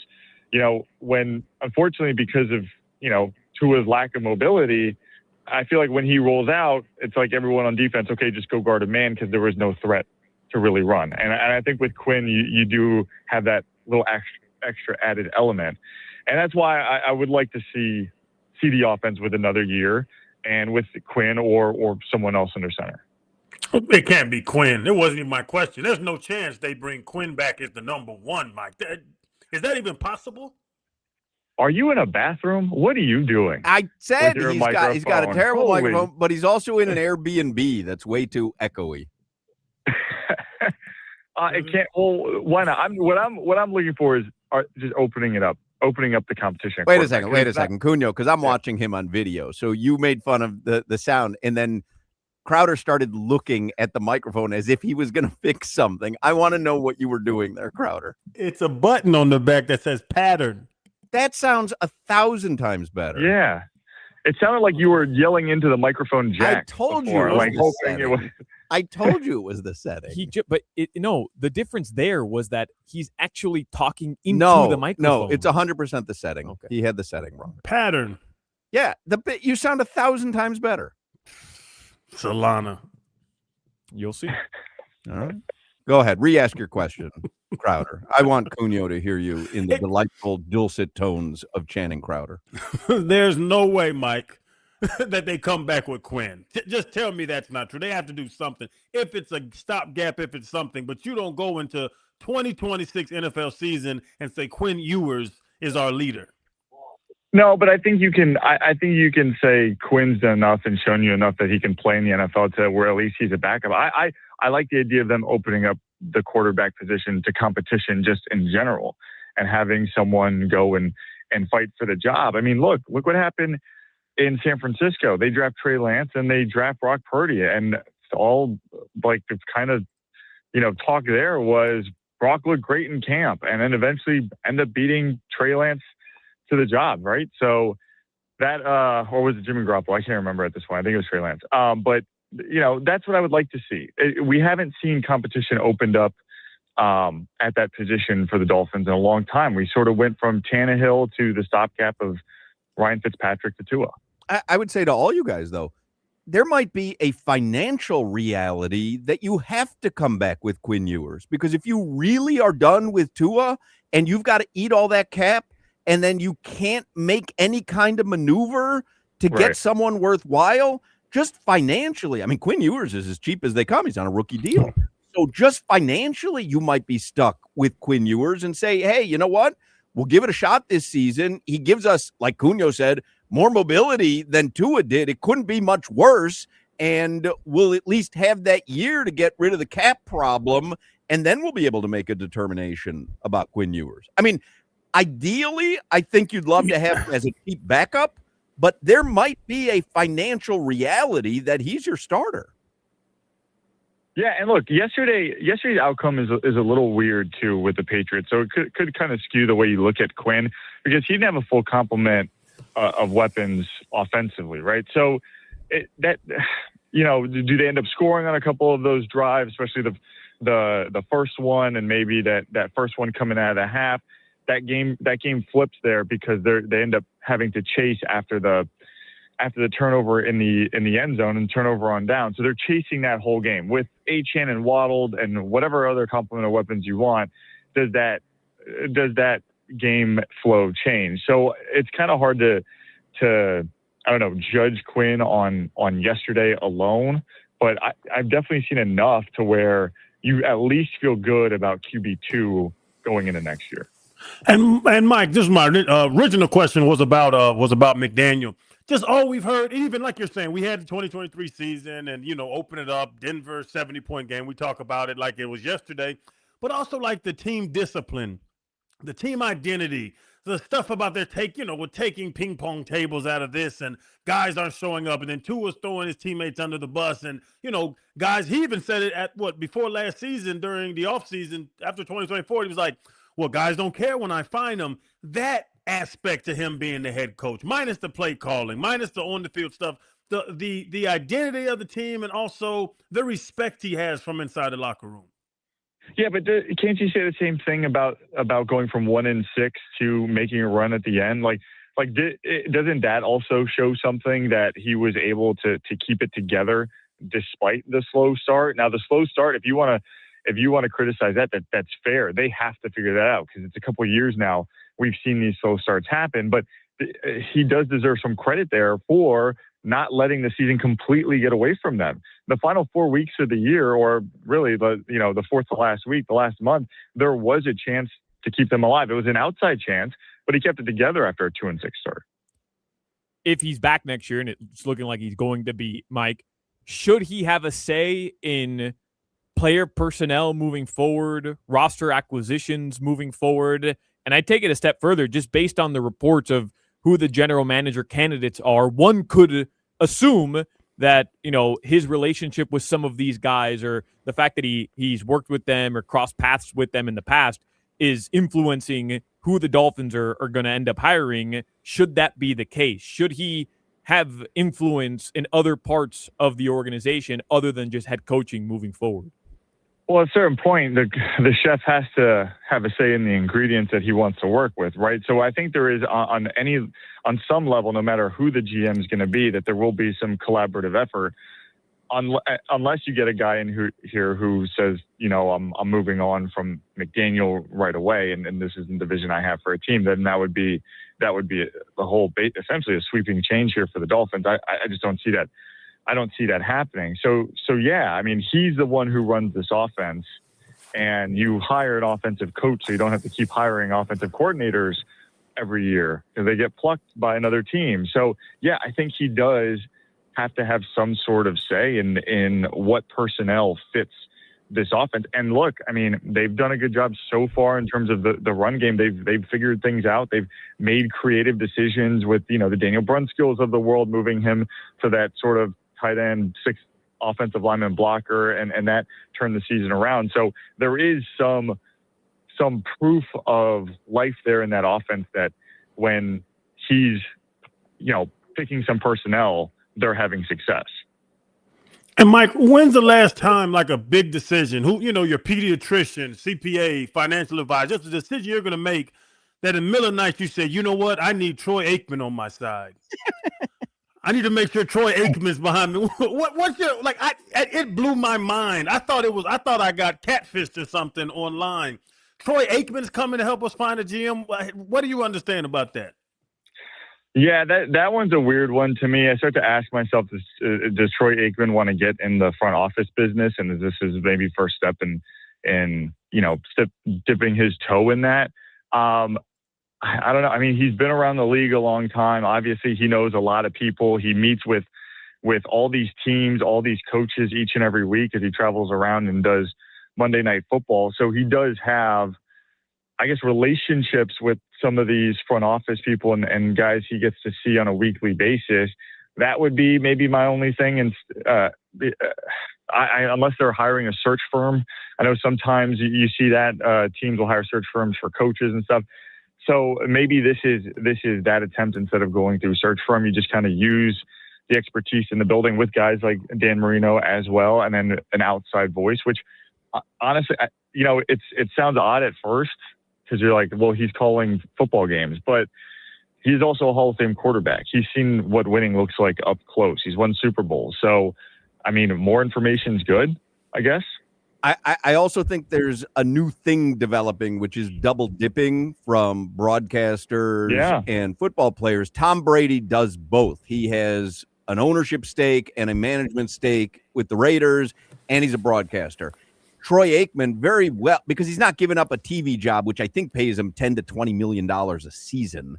He's not giving that up unless he can do both. And I just saw on Twitter that Matt Ryan is up for the job with the Falcons, kind of president of football operations for Atlanta, but he wants to retain his role with CBS the way that Tom Brady is allowed to retain his role with Fox. So this may be a new thing moving forward where broadcasters get to double dip as advisors or front office people with NFL teams. Well, then my opportunity just opened way up. What changes would you make?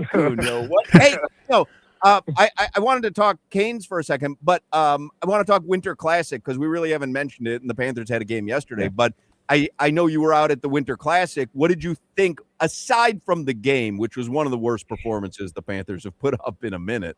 What did you think of the way Miami and Lone Depot Park hosted the Winter Classic on Friday? I thought it visually phenomenal. Like what they did in there was incredible. They made that spectacular. Like I can't give them enough credit for that. There was a lot of people. I will say that. Solana and I were walking around the concourse, basically shoulder to shoulder with people. So I understand some of the frustrations with maybe concessions or the team store trying to get stuff. But it wasn't because I was there and it was impossible to traverse the concourse. But as I was saying to Solana, that's not what Lone Depot Park was made for, right? Baseball game is meandering throughout 9 innings. It's not like there's one break where everyone goes out the way that it happens, at Amerant Bank Arena or whatever. So in between periods, when everyone goes out into the concourse at once, it's just not what the ballpark was built for. Right. And I also think, hey, good problem to have, right? Like you wanted that thing to be sold out and it was a great crowd. You wanted to see it full with red jerseys. And I think you got that. There was a lot of Rangers fans there too, but I'm with you. Like, it's not like I would say, let's not do this again. It happens. Like whatever. It's full. It's a huge event. You only get to do it once. I'm there for the hockey. I'm there for the experience of seeing a rink kind of outdoors in this situation. And I thought they did a great job. Yeah, it was just an awful performance by the Panthers. Like, just they picked the worst night to have their worst performance of the season. I will tell you, hey, but you follow it up with a win over the Avs. Yep. 2 nights later. That's fine. Yep. You take that. Well, it's not fine. I want that game against the Rangers on the Winter Classic while the world is watching. Flop those two performances. And I understand that you ran into my son there. I did. He hated you. That's what I heard. Didn't like him much either. Well, he's not a likable guy, in all fairness. Just like his dad. This is what I got. The apple doesn't fall far from the tree. Do you think the Canes take care of Ole Miss on Thursday? I do. And I kind of think this is the year for Miami after what we saw against Ohio State. You don't want to get too far ahead. I know Chambliss for Ole Miss can is going to be a giant headache, but they've handled very mobile quarterbacks in the past this year. This feels special. Doing it at home. I was just talking to my mom earlier today because she went to that Orange Bowl where they beat Nebraska for the first one. I wanted to know what that was like, and she said it was an incredible experience to see them win on home turf. And so I hope they get that opportunity here January 19th, and who knows, maybe they'll do it against Indiana. That'd be a great game, obviously, with the storylines with Fernando Mendoza from being down here too. But yeah, I think the Canes are coming home to try to win a title. Oh, he went to your high school, didn't he, Mendoza? Let me tell you something. The Columbus crew is having quite the season here. Mario Cristobal, Fernando Mendoza, the Boozer twins at Duke. How about that? Columbus might have the first overall pick in both the NBA and NFL this year. So, throw a little respect on my name when you're talking to me, Crowder. That's impressive. We beat him at U School, but we won't speak about that. Is U School still there? I don't think it is. Is it? It's located in Davie. I don't think the athletics are at any peak performance levels, but it's still there. There's still kids going to class. Pretty much just an address at this point. There's still kids going to class. I know that much. All right. We'll let you go, Cunio. See you, man. All right, guys. Take it easy. There you go. Mike Cunio from CBS 4. 4 o'clock hour is coming up. Men, the new year is here, and improving your health may be one of your big resolutions. But when you're tired and low on energy and not sleeping well or not seeing progress in the gym, staying committed can be tough. Atlantic Men's Clinic can probably help with your resolution because those symptoms I just mentioned, they're often signs of low testosterone, and low T can cause so many problems: low sex drive, bad sleep, unproductive workouts, decreased energy, brain fog. And guys, you go into the new year, but you go, well, I'm a year older, and that's what happens as you age. Well, you can treat it. You can treat the low T and get back your vibrancy. So if you're feeling like that, Atlantic Men's Clinic, they're the experts in treating low testosterone and other men's sexual health conditions. I love my weekly visit to Atlantic Men's Clinic for my testosterone. I am 56 years old. I am telling you, I wish I had started with Atlantic Men's Clinic sooner. And so will you, by the way, because in your early to mid 30s, guys, you start losing 2 to 3% of your testosterone production every year. So it happens gradually. Before you know it, you just don't feel like the same guy you did in your 20s or 30s. So schedule a consultation at Atlantic Men's Clinic. There's 7 locations now in South Florida, including their new office in Hollywood. So call them at 877-455-7300, 877-455-7300, or visit AtlanticMen'sClinic.com. This is Hoch, Crowder, and Solana. Jimmy, you know how to make a hot tea? No, I do not. You know the ingredients of tea? Water.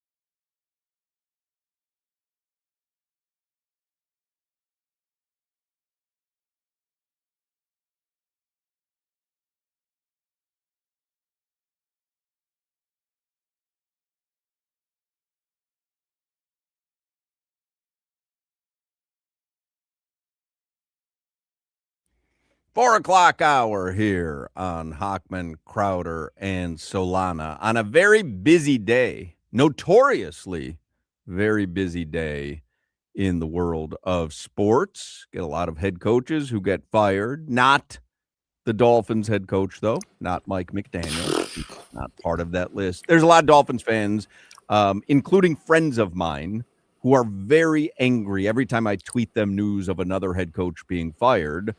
I have a lot of friends who are going, you see, there's organizations who are determining quickly, hey, this guy isn't the guy, and this isn't the quickest. Like, this is 4 seasons in. Again, I'm not against bringing him back. I'd probably, if he gave me the decision, I would probably not retain him. So it really was my decision. I probably would move on.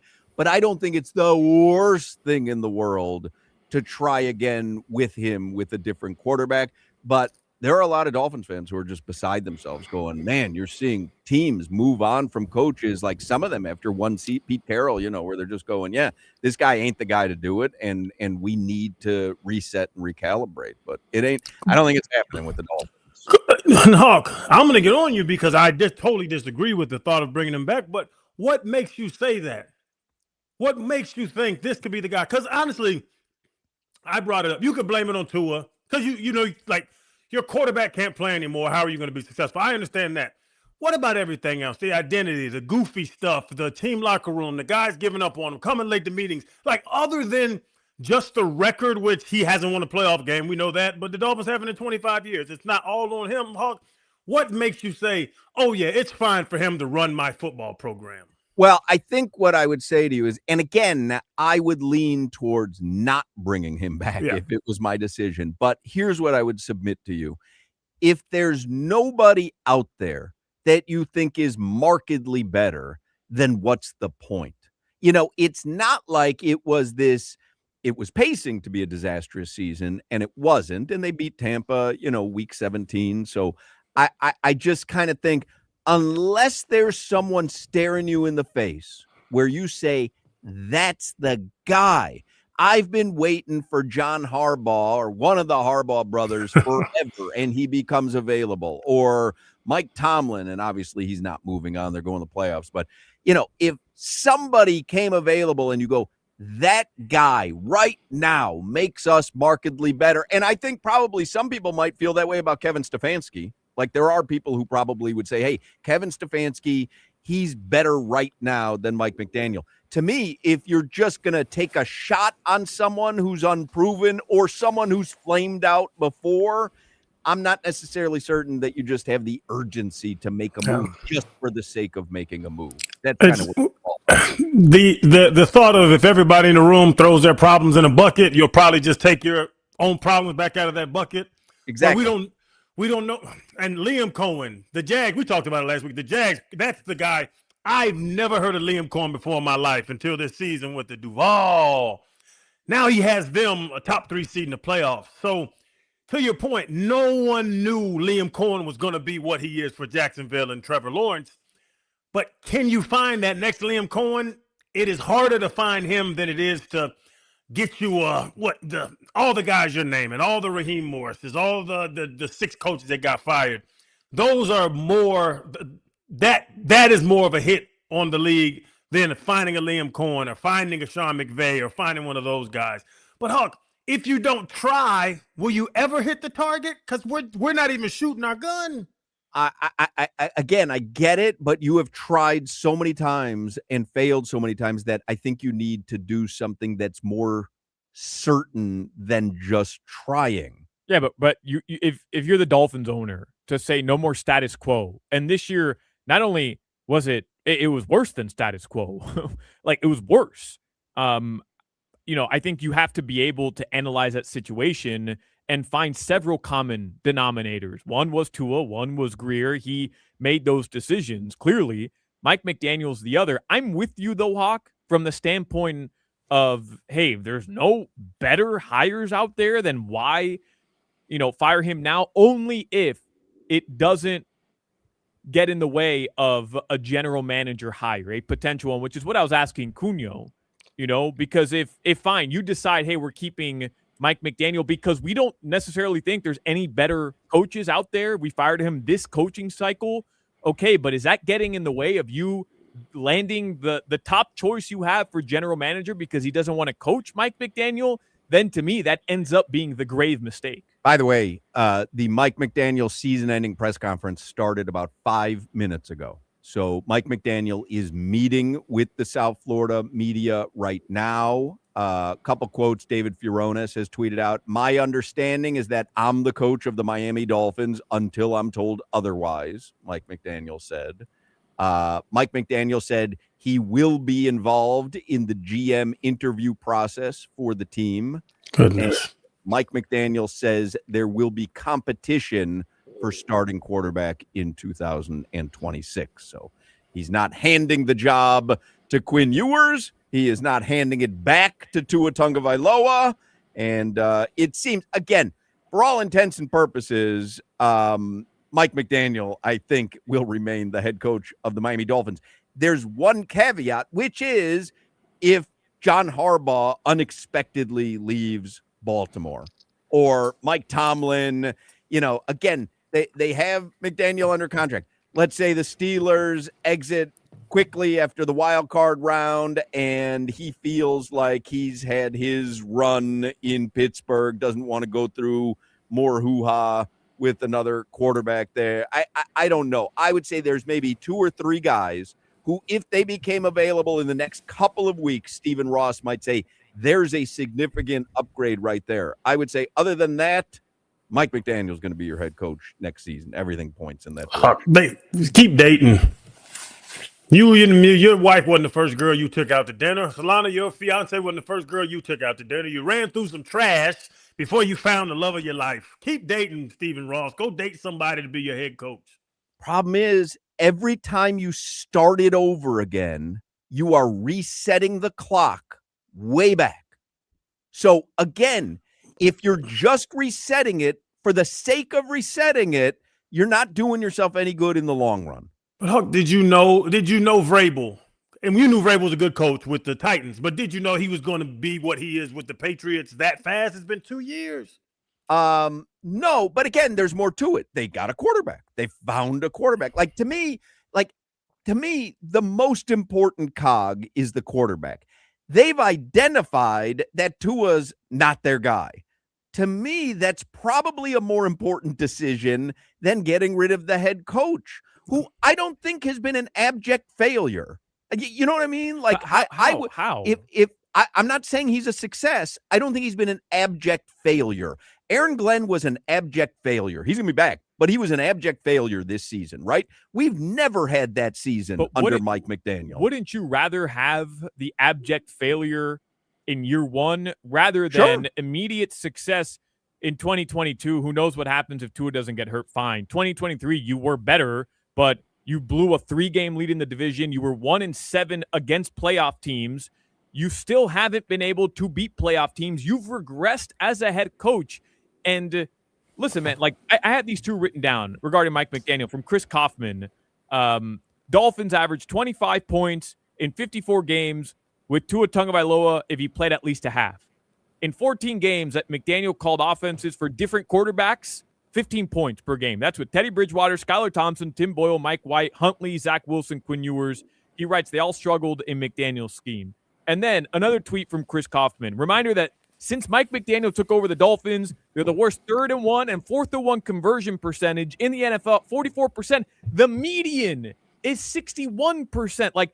To Crowder's point, fine, he hasn't been an abject failure. That's but all he's I'm saying. He's regressed. That's fine. Every year. That's fine. He hasn't been able I'm to not beat arguing playoff. that. I'm Yeah. not arguing that. I know. I'm just saying we saw Cam Cameron. That dude was an abject failure. Yes. There was no need to debate. It was like this team cannot go through that again. We've never had that season. This season was shaping up to be that. But if I said to you, what was the most important lesson to learn from this season? Was it that you need a quarterback who's someone other than Tua Tagovailoa or a head coach who's someone other than Mike McDaniel? In my opinion, they got that decision right. To me, the more important personnel move is a new quarterback. And they've obviously started moving in that direction just based on the fact that Tua didn't play the final 3 games. So if I had my choice between the two, and it was you can keep McDaniel or you can keep Tua, I would keep McDaniel over Tua at this point because I think Mike Vrabel, to Crowder's point, is the perfect example of, hey, you get a good quarterback like Drake May, all your problems seemingly get wiped away. And this is the thing, too, and this hypothetical is just you can't answer it, but I would say no. Broncos 14-3, Patriots 14-3, Jags 13-4. If one of those head coaches, if Vrabel is not with the Patriots and you replace him with Mike McDaniels, I do not think they have 14 wins this year. Same roster, same coach. I mean, same roster, same quarterback, different coach. You put McDaniel in that building, they're not 14-3. That's my opinion. Again, and you said it can't be answered. You might be right. I'm not trying to make a case for Mike McDaniel. You know what I mean? I'm just saying. And we're putting you in the corner of being a defender, which you're not. I'm just reporting the news, which is this dude's going to be your head coach. Save a couple of guys coming available in the next couple of weeks. This guy's going to be your head coach next season. So I'm trying to get into the mindset of Stephen Ross and whoever else ultimately is comfortable with that decision to figure out why. And I think it might be some of the reasons that I laid out, which is there's no one that you look at that says this is a slam dunk better head coach.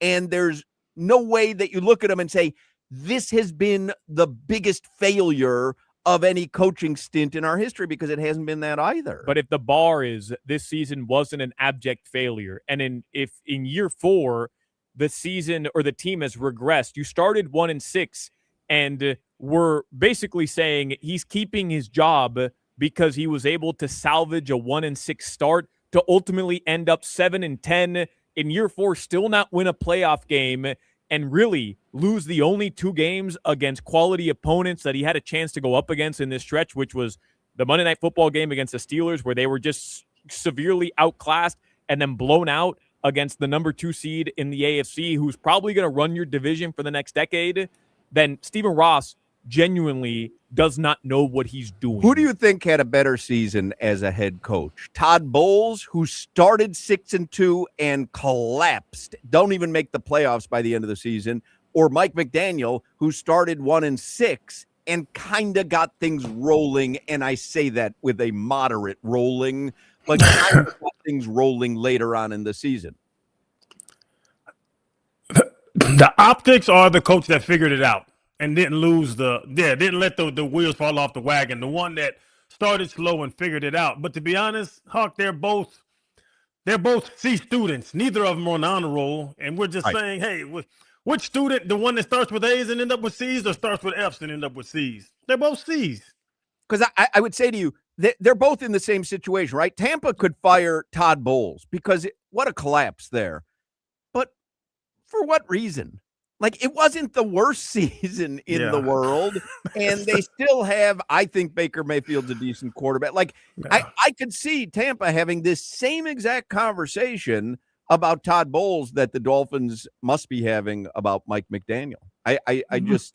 Except he's won a Super Bowl. No, I get it. So you give him the benefit of the doubt. I get it, but the Raiders didn't give Pete Carroll the benefit of the doubt. He's got a Super Bowl, right? Or did he lose? No, Seahawks. No, Steelers. But that was Seattle. Right. But my point being, Pete Carroll was brought in there this year with the Raiders to turn things around and try to get that organization back on track. And it felt like in his first year there, things got even worse. Yeah. And Todd Bowles, they were banged up all season long. And maybe, the Baker Mayfield era might have come to an end there, because sometimes things run its course. That's fine.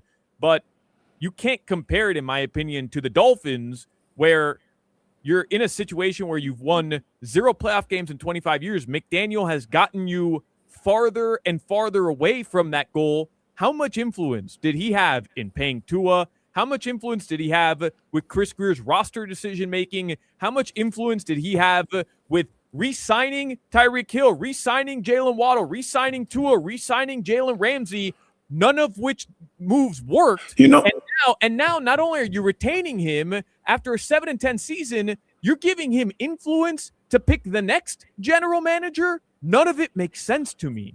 I'm not, and it's not. No, I'm not, and I'm not anyway saying that McDaniel should be here. But you said he made things worse. He's better than Gase.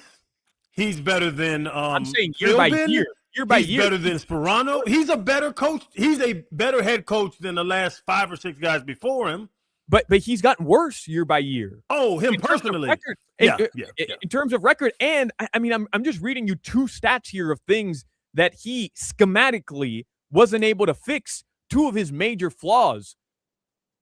Those are just 2 of his major flaws. There are several major flaws which he's been unable to correct over 4 years. I like Mike McDaniel. By the way, I happen to think he will end up being a good head coach.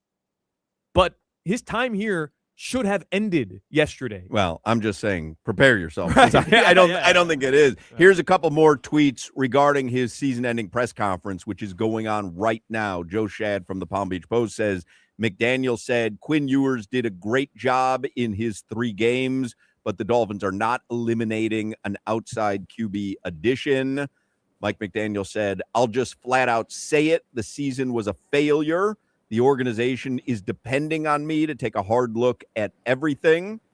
Mike McDaniel said, I have a great relationship with Tom Garfinkel and Brandon Shore and Mr. Ross. Mike McDaniel said he will meet with Tua on Tuesday. They will have a healthy conversation. They're in the GM hiring process. Some decisions are organizational.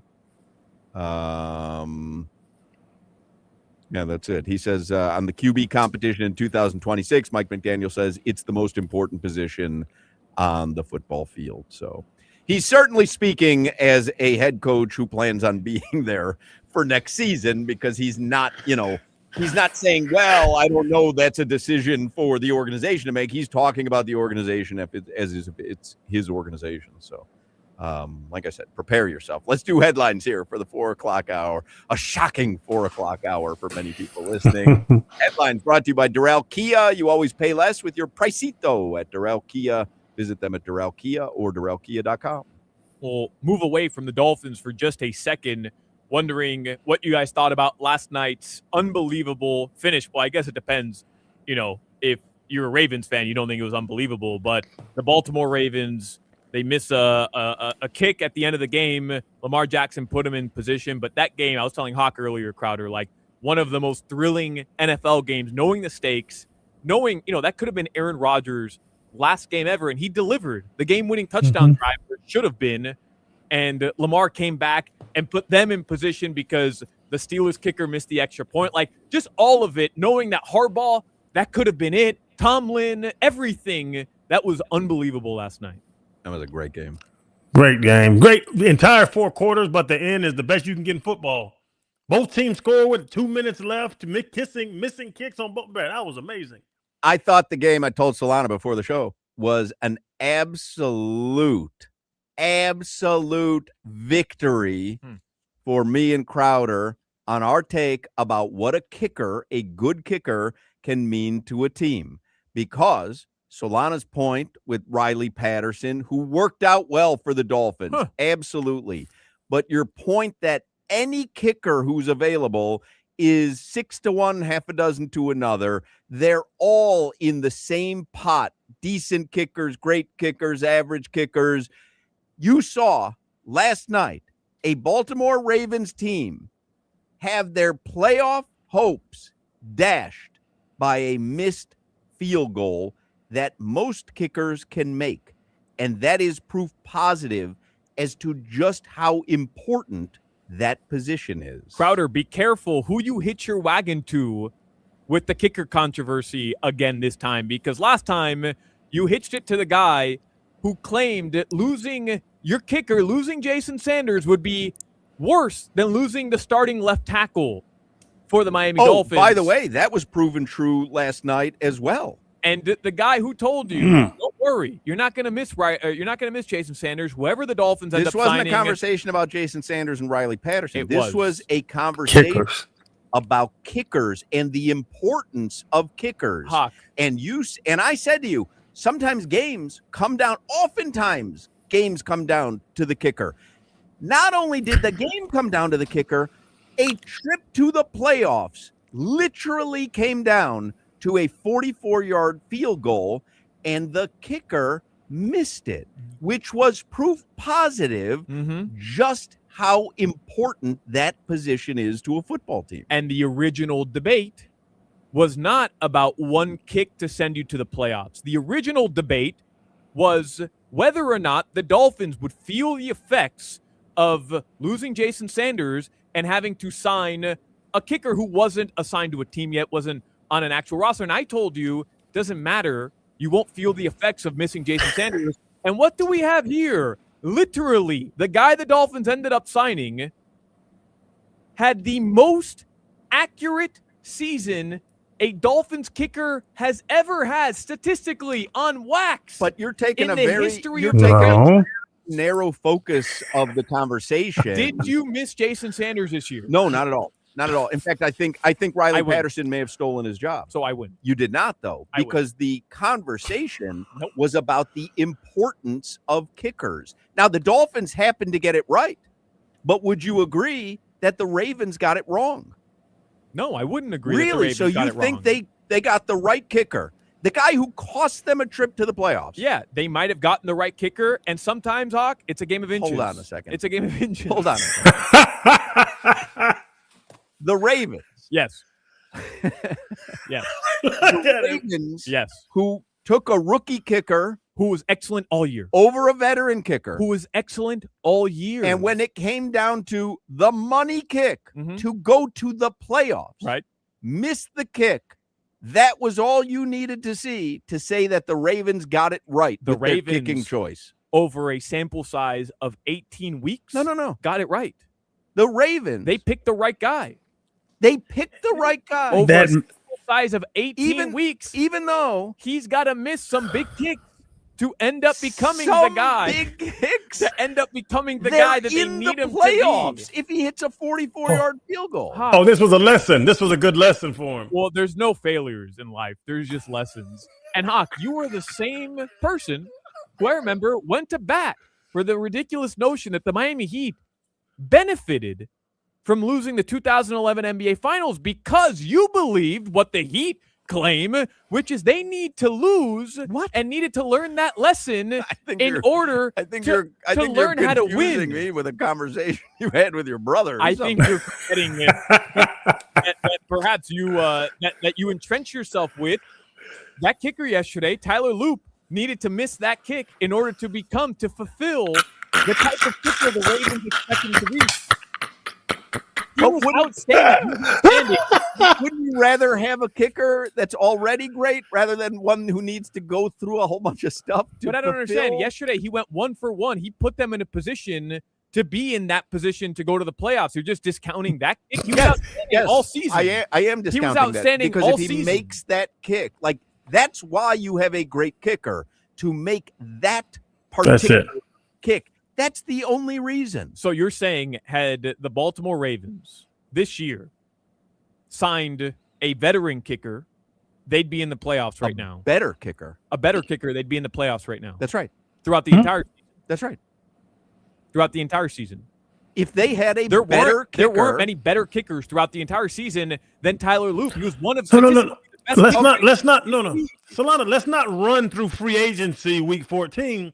If their kicker was better, they would have won the game and been in the playoffs. But you can't do that because Yes, you're but yes, you discounting. can. You're Yes, you discounting can. the entire season. And by the way, Crowder, let's just conveniently, the Ravens needed a win yesterday. Let's just conveniently forget the fact that Derrick Henry, week 1, with the Ravens up 2 scores, fumbled 2 times in his own side of the But field. it doesn't matter. blowing in a other words, win. Week Had- one had they not- doesn't matter when you get to week 18 and you have a defined moment. Make this field goal, go to the playoffs, miss it, don't.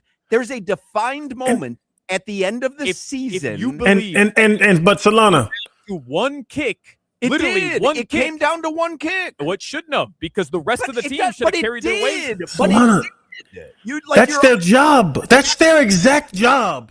But it actually happened. It's not, we're not speaking in hypotheses. Like it actually came down to one kick.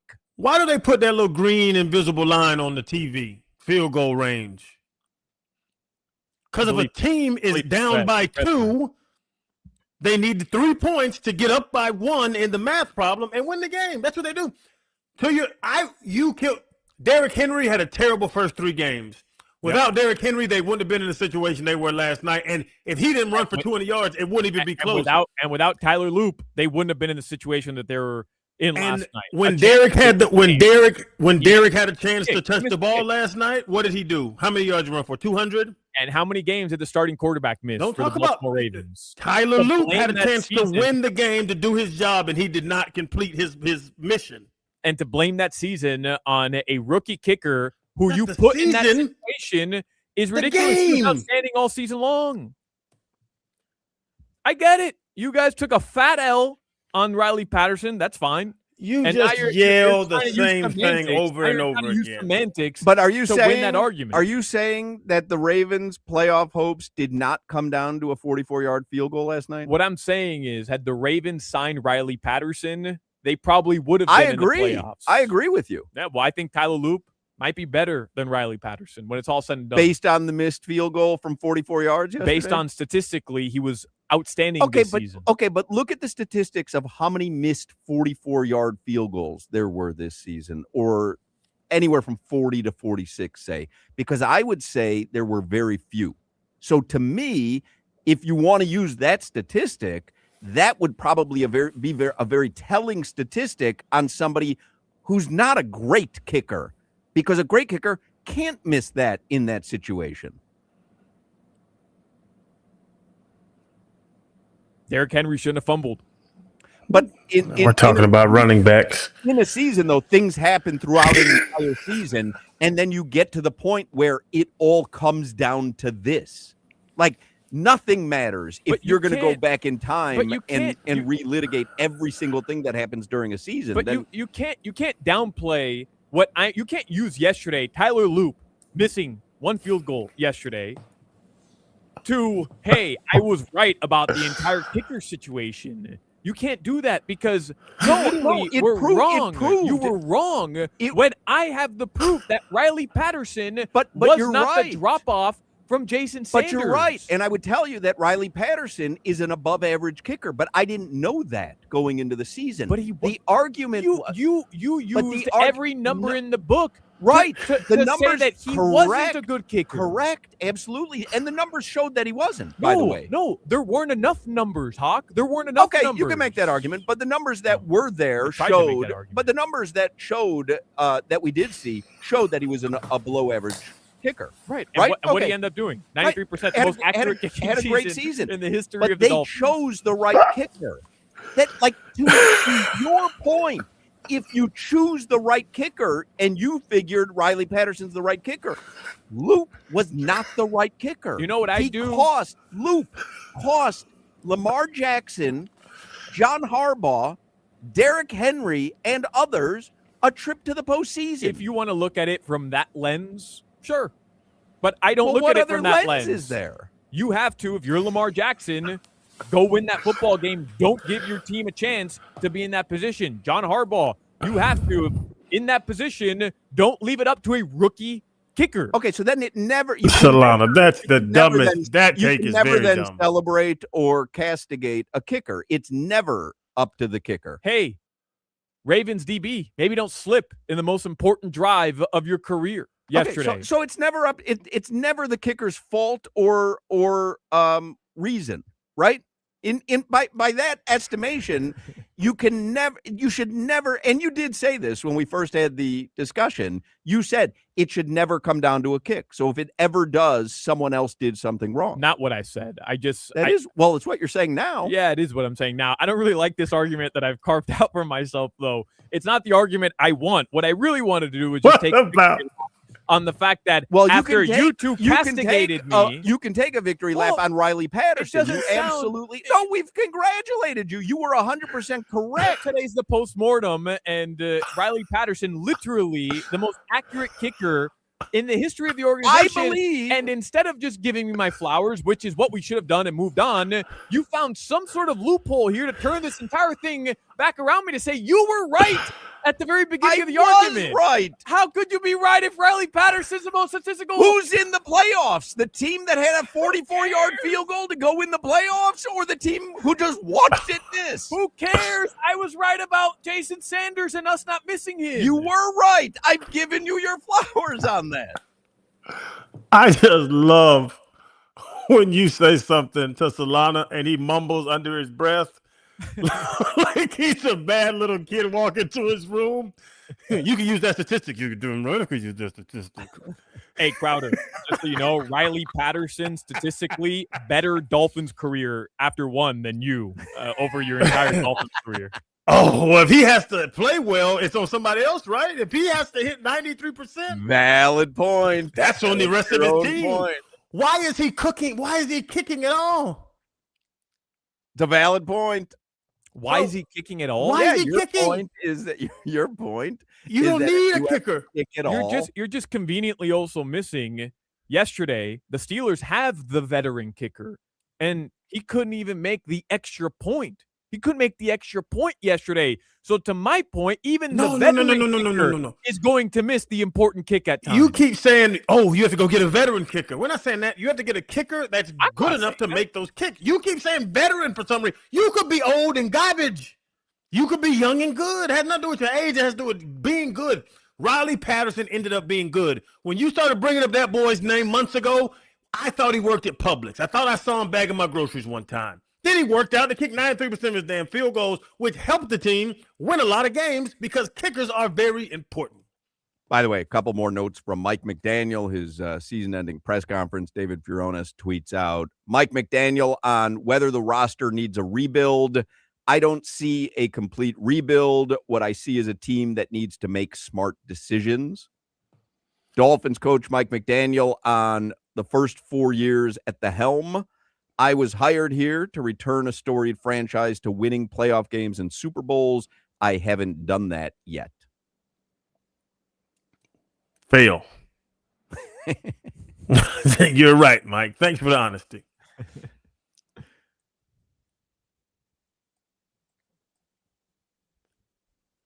Everybody good? Oh, I'm great. All right. Are you good? I'm good. All right, because you might need a little salve to help you with the wounds you just took. And you can say I'm good when you ever say I'm good because you say I'm good. Anything else in the headline? I love that. No, I think I'm good for this segment. That's it. I celebrate your Riley Patterson. Yeah, take, no, though. it sounds like you do. No, I it do. really does. Yeah, I it really do. does. I swear to Sounds God. like you did. I Yeah. think he played well enough that I wouldn't bring Jason Sanders back. And I thought Jason Sanders was the best kicker they'd had in the longest time. Well, you're going to love this. I believe Riley Patterson, we bid you adieu. Thank you for your services. I want Jason Sanders back next season. I'm for that. All right. Well, Jimmy's co-signing. All right. We're going to take a break here. We've got more to come on this very busy Monday. We also have to do 15 minutes of Heat. We'll do that in the next segment, so do not go anywhere. Go down and check out the showdown on the Sawgrass at Edmore Sawgrass Auto Mall. You have to look at these 2024 Chevy Silverados, and it's sitting right next to the 2024 GMC Sierras, and you're going to get huge savings of up to $15,000 off both of these beautiful trucks. And then the 2025 Chevy Equinox knockout lease deal, $189 a month, and the Buick Encore with the show-stopping lease of only $139 a month. And you know my boy Chris Atkins, the GM, you know he's going to watch out for you. 0% financing on select models down at the Sawgrass. When brain battle, you win. Silverados and Sierras up to $15,000 off. Equinox is $189 a month. Encore is $139 a month. And stop the show with 0% financing. With deals this good, the real champion's always you. And remember, Ed Morris is always in your corner. It's a great feeling to be backed by Morris. Visit Edmore Sawgrass Auto Mall or go to edmoresawgrass.com. You're listening to the Hoch, Crowder, and Solana Show. You guys see new Mozart is dropping soon? He's dead.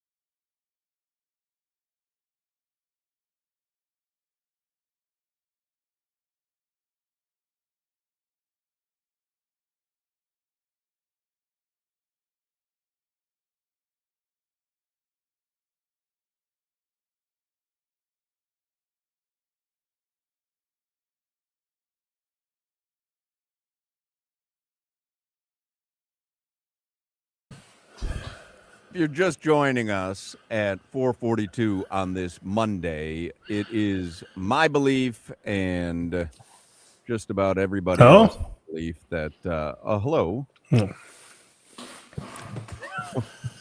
Are you saying hello? Can you not hear us? All right, you got to take him down, Jimmy, because obviously Crowder cannot hear us, and he's just saying hello. He's got issues there. If you're just joining us at now 4:43, it is my belief, and I would say most people's belief, that Mike McDaniel will be retained as the Dolphins head coach. He just had his press conference where he spoke to the assembled media about the season that was a disappointment, but he is still there. And he said, according to David Furones from the Sun Sentinel, Mike McDaniel said he has conversed with owner Stephen Ross, and they will meet again before the end of the week with a plan of action to improve. So it does sound like there is the thought that Mike McDaniel will be back. I wouldn't understand why he wouldn't be back, just based on him having this press conference, him saying that he's going to have an active say in the general manager being hired, and him talking about the future of the organization and the roster. You can let him go, Jimmy and Solana. This is gonna be a quick segment anyway. I want to do 15 minutes of heat, and watching you guys back there try to connect with Crowder is comical at best on the video monitor. Just let him go. It's 4:45. You can let him go, Solana. He's up in Bradenton, we learned earlier in the show. But there's a whole list of head coaches who have been fired today. And what my point was at the beginning of the show is that if you were going to make a coaching change, you wouldn't want to be behind the 8 ball when it comes to the coaching search. So if you have all these teams that are getting rid of their coaches today and before the season end, Solana, just let him go. It's fine. It's fine. Come do 15 minutes of heat, because there's no point in getting back on for a minute and a half left in this segment. If you're going to get rid of your head coach and search for the next great head coach, you're behind the 8 ball if you're delaying your search by 1 day, 2 days, 3 days. I don't know what more Stephen Ross and Champ Kelly and Tom Garfinkel and whoever's making the decision would need to know to make a decision about Mike McDaniel that they don't already know by the end of the season. So by that estimation, I would say there's no chance that Mike McDaniel's getting fired, because you would make that move now so that you could be on even footing with Atlanta and Vegas and everyone else who's fired their coach by now. So I think for anyone who was hoping that Mike McDaniel won't be retained, I think he will be retained, and you'll have to suffer through it for another season. I want to get to 15 minutes of heat real quick. It's sponsored by Doral Kia, home of the Pricito, their lowest price. Visit them at Doral Kia or DoralKia.com. I know you said before the show started, when we were talking off the air, you said, I've got a few things to say about the Heat. We're going to get to it at some point, so I will give you that moment here. What did you want to say about the Heat after their win over the Pels last night? Championship. No. Two things. Two very weird things happened yesterday. One, Zion Williamson stinks, Hawk. He stinks. Does he stink, or he's just not trying anymore? He doesn't like the New Orleans organization. He wants out of there, and he's just not giving them his all. It's very possible. It was an 8-point game at halftime yesterday. They were competing, and he had 2 shot attempts in the second half. He went 0 for 2. He had a game worse, -24 in the plus-minus category, and he was just a non-factor in the second half. A non-factor in a game that was slipping away from What was them. it? What was his numbers yesterday? I didn't even look at the... He ended up with 12 points, again, all in the first half, and he ended up, I think, 8 of 14 or 6 of 14. It just wasn't pretty, but it was bizarre to me that, again, they were in the game for parts of the first half. It was an 8-point game going into halftime. And then in the second half, I mean, they were down 15 at one point, but they'd cut it to around 12, close to 10 a couple times. In the NBA, that's nothing. And he was just a non-factor. Yeah, 12, 5, and 2. The other in 26 minutes. in So it's- 26 minutes, he yeah. didn't play. I mean, Yeah. they just went away from him in the Yeah. second half. The other weird thing that happened yesterday regarding the Miami Heat, Tyler Hero, who's played in 6 games this year, Hawk, 6 games. Yesterday, after missing the last 11 with a toe contusion, finally was upgraded to available. He was dressed. He went through pregame warmups, but Spo, the shooting free throw lines or whatever, and Spo said before the game, he's available. He's not going to play yet. This is part of his ramp-up phase. I have never seen a player go through layup lines, dressed, available. He broke down the huddle before the game. He's on the bench, dressed, but he's not playing in the game. Someone emailed Ira Winderman in the Sun Sentinel, the Ask Ira column, explain how Tyler Hero was back in uniform but not on the court. And Ira says, I'm not sure I can. To be that close to go through pregame warmups, what you were just saying, then to watch the game in uniform and then get listed as did not play coach's decision is certainly odd. If you didn't know better, you would think management was tiring of Tyler's game day fashion choices when out of uniform. Eric Spoelstra said Tyler would travel, which he did not on the last trip to Atlanta, so perhaps he'll be back tomorrow night in Minnesota. I don't know what's going on there. Does seem to be odd, right? I couldn't believe it yesterday because I saw he was available. I said, oh, finally. And then Spo says he's available, but this is part of his ramp-up phase. Well, then why make him available? Right. To have him sit on the bench? We've seen players go through ramp-up phases before.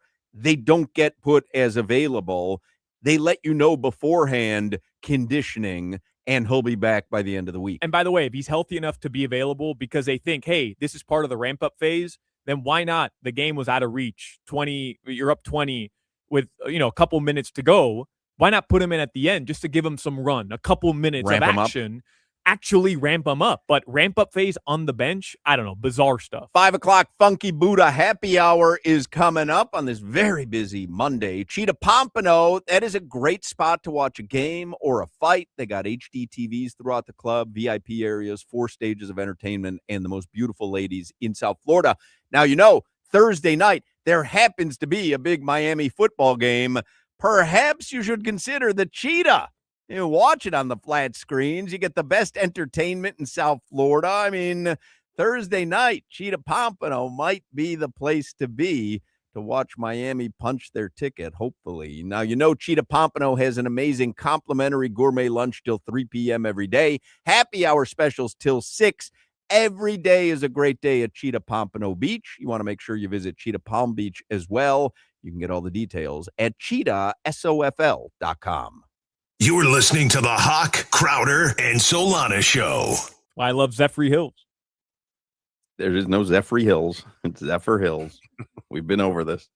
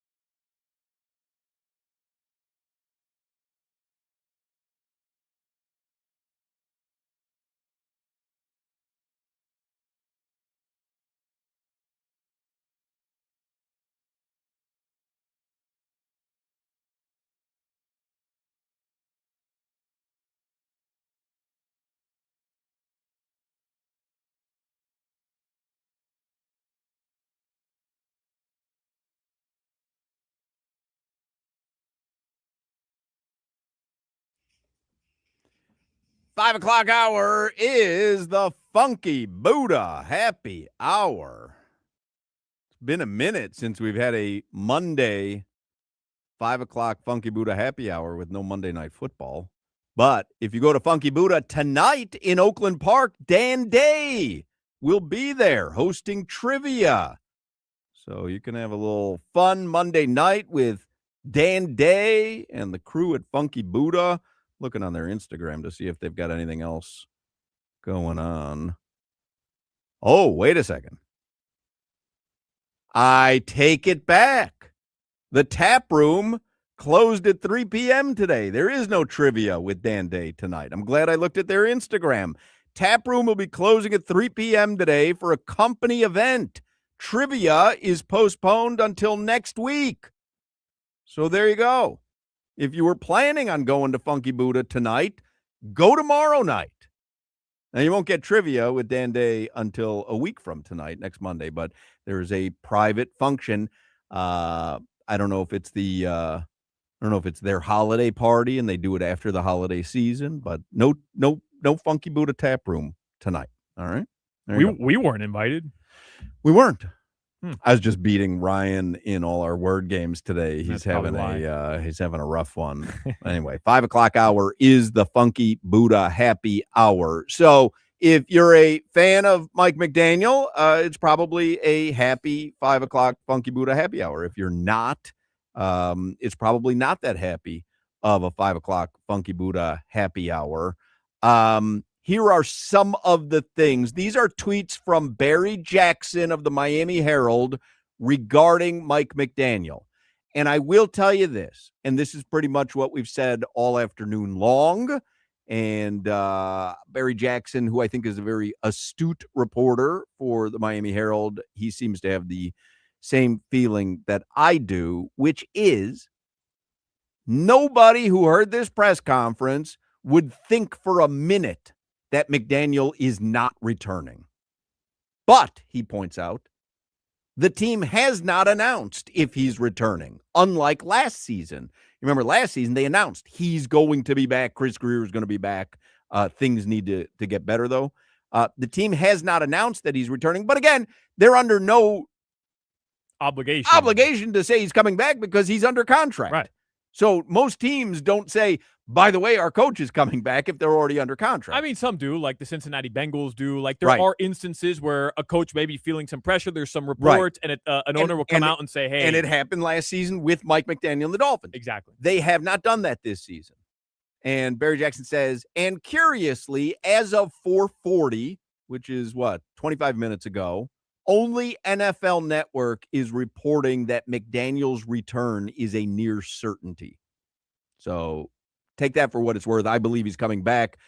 Again, I think maybe there's a couple people who could shake free from their team. Mike Tomlin, John Harbaugh. I'm talking big names that I think would necessitate Stephen Ross making a move. Other than that, I think he'll be back.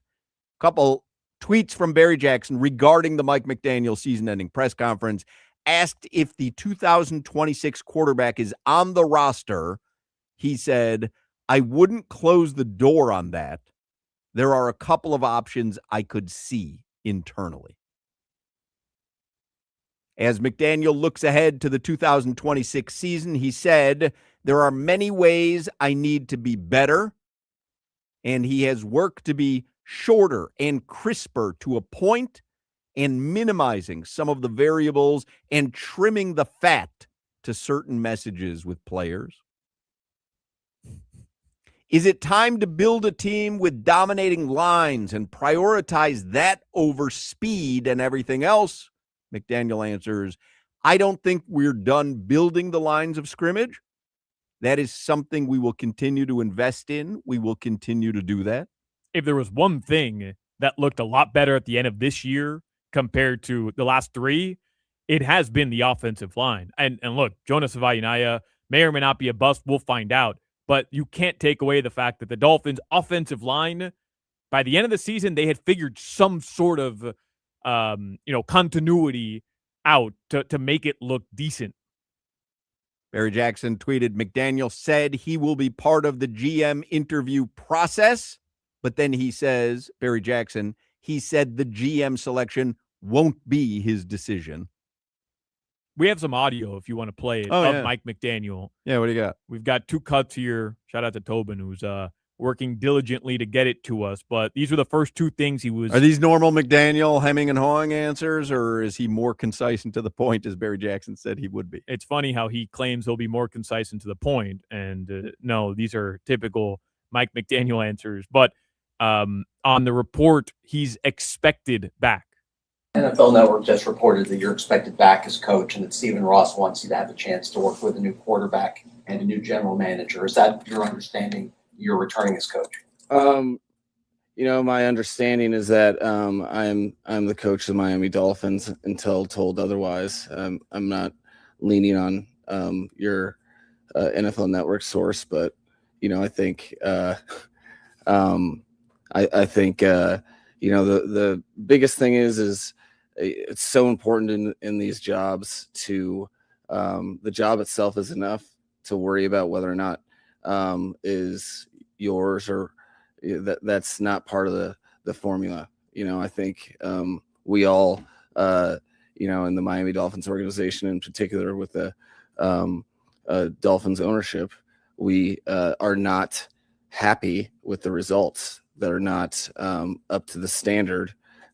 And so my sole focus, each hour that you could reach me in the next foreseeable many hours is correcting and improving something that's not good enough right now. What's interesting to me is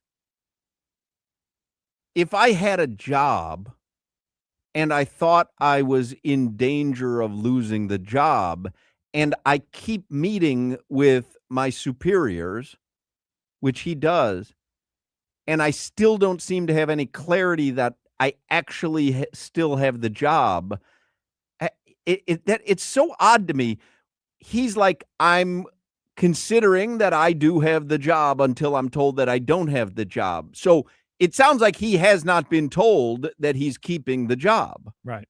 And what a weird spot that is, because he's pretty clear about it. Because if you were told, yes, you're back next season, you would say, well, yeah, I'm speaking as if I have the job because I will be back next season. Like, I don't think he's playing coy. I think he literally doesn't know because he hasn't been told 100% that he's keeping the job. And yeah, he's met with Stephen Ross yesterday. He met with the powers that and he be. Obviously does not have a concrete answer. But if he's also part of, which we'll hear this cut coming up in a second, if he's part of the selection process of the next general manager, I would also see why he believes, hey, they brought me into this room to pick the next guy to lead this organization. Why, in turn, would they let me go while I've been a part of this process? Here's what he had to say about how involved he'll be with the selection of the next general manager. Mike, how involved will you be in the general manager hiring process and interview process? I'm going to be a part of the process. And beyond that, I think the main objective and what everyone's counting on is that we have a cohesive crew of people that are working in the same direction. So I'm happy to support all of that. It's not my decision to make, nor would I think that would be an intelligent way to go about business. I think we need to, one step at a time, improve our football team from the state that it's in, and that will be the first of many processes. All right. Well, there you go. There's the head coach, Mike McDaniel. I believe he will be the head coach again, unless a huge name unexpectedly becomes available. Here are the rest of your headlines with Alejandro Solana, brought to you by Doral Kia. You always pay less with your Pricito at Doral Kia. Visit them at Doral Kia or DoralKia.com. Have you seen any video of his presser? Did he have a bat while talking to the media? I did see video. They were showing it on NFL Network. He did not have a bat. He was wearing a hoodie. Of course.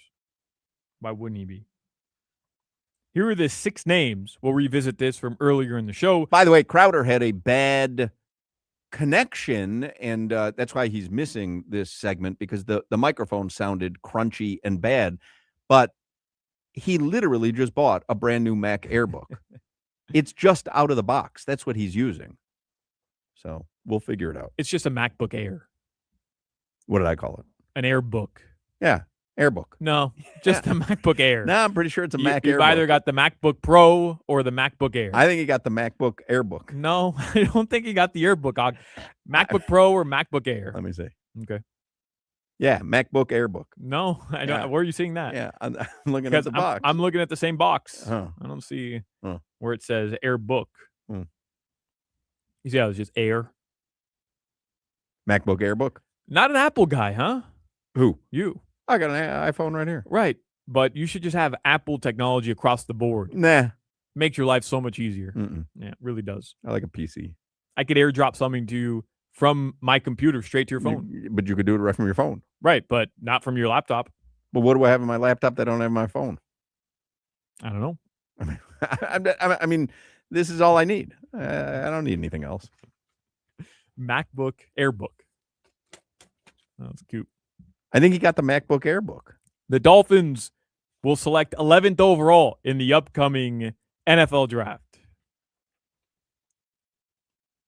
Somebody says the Apple is for morons. You can airdrop and do any of that from any OS. The worst kind of person is the person with the Android that's like, you have no idea the capability that my phone has. I immediately think less of you if I text you and I get a green reply. I immediately think less I of used you. to have an Android, but I went to good side. Yeah.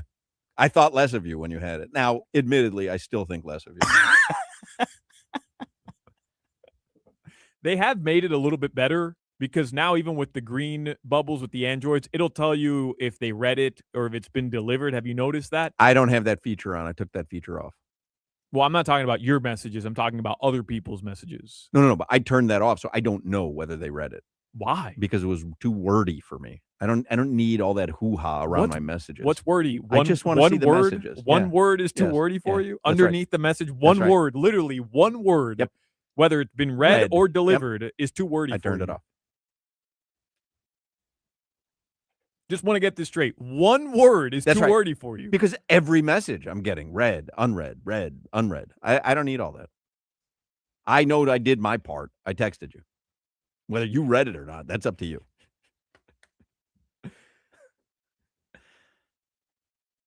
'11th overall is what the Miami Dolphins are going to select in the NFL draft. Have you looked at any of the lines? We haven't even talked about the NFL playoff schedule. Have you looked at any of the lines I yet? looked at for this all game? of them. Yeah. We'll start. How at about the very Hurricanes top. line? Hurricanes line wasn't it 2.5? 2.5. And now it's 3.5. 3.5. Yeah. I saw it at 4 at one Oh, point. really? I did. I saw it at Yeah. 4.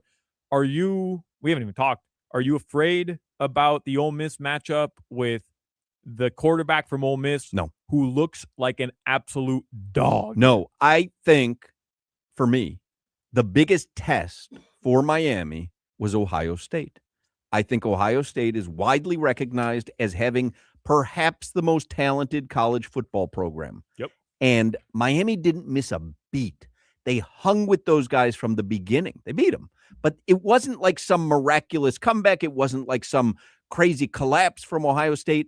Miami matched up with the most talented team in college football, arguably, with no problem. And so I don't have that much of a fear of Ole Miss. They're a good team.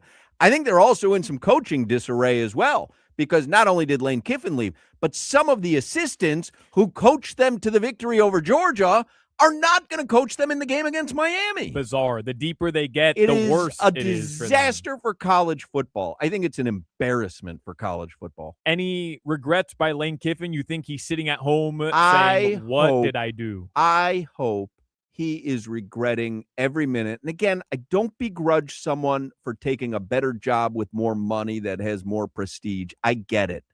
But to leave the program like that in the spot that you're trying to get to, it's why you rebuild a program over 5 or 6 seasons, to get to that spot and now be a step away from the college football national championship and him not be part of it. I hope he never sniffs it again. Well, he probably won't. That's what happens when highly paid coaches get hired by LSU. Hawk, I'm with you. I think the Hurricanes should win the game. I think they're the better team. But I watched Ole Miss, Georgia, and I said, holy bleep, that kid is good. That's the best quarterback they'll face the rest of the way unless they end up playing Fernando Indiana. Mendoza Yeah. in the national title game. Your weather in South Florida, the Heat will play tomorrow against the Minnesota Timberwolves on the road. Your weather in South Florida, it is partly cloudy. Tonight, the lows are going to drop into the mid-70s, and hopefully that holds because that is perfect pickleball weather. The Panthers play the Maple Leafs tomorrow as well, 7:30 p.m. We're in this stretch now where Heat and Panthers pretty much play on the same day every single day. You've got Heat, Panthers, Canes on Thursday. Canes in the college which football is so ridiculous. semifinal. That needs, and I saw that Matthew Tkachuk said that they were kind of lobbying the league to push up the start time of the Panthers game so that they could watch for the Natty. He was saying if they make the national title. I thought he game- was saying for Thursday. No, for the Natty, because guess what? If the Canes make the Natty here in Miami, the Heat and Panthers play that day as well. Ridiculous. Ridiculous. Shame on you, Adam Silver. Like they knew. Somebody texted in, am I crazy or do I remember Hoch, the QB whisperer, arguing with Solana that Tua was better than Burrow? Now this fool wants to replace Tua with Burrow. Yes, that was me. And I'd give up anything to get him. Clay Ferrero from Local 10. He's going to talk Dolphins with us next. Do not go anywhere. You're listening to the Hoch, Crowder, and Solana Show. Text threads are meant for pictures of Jimmy's hot dog.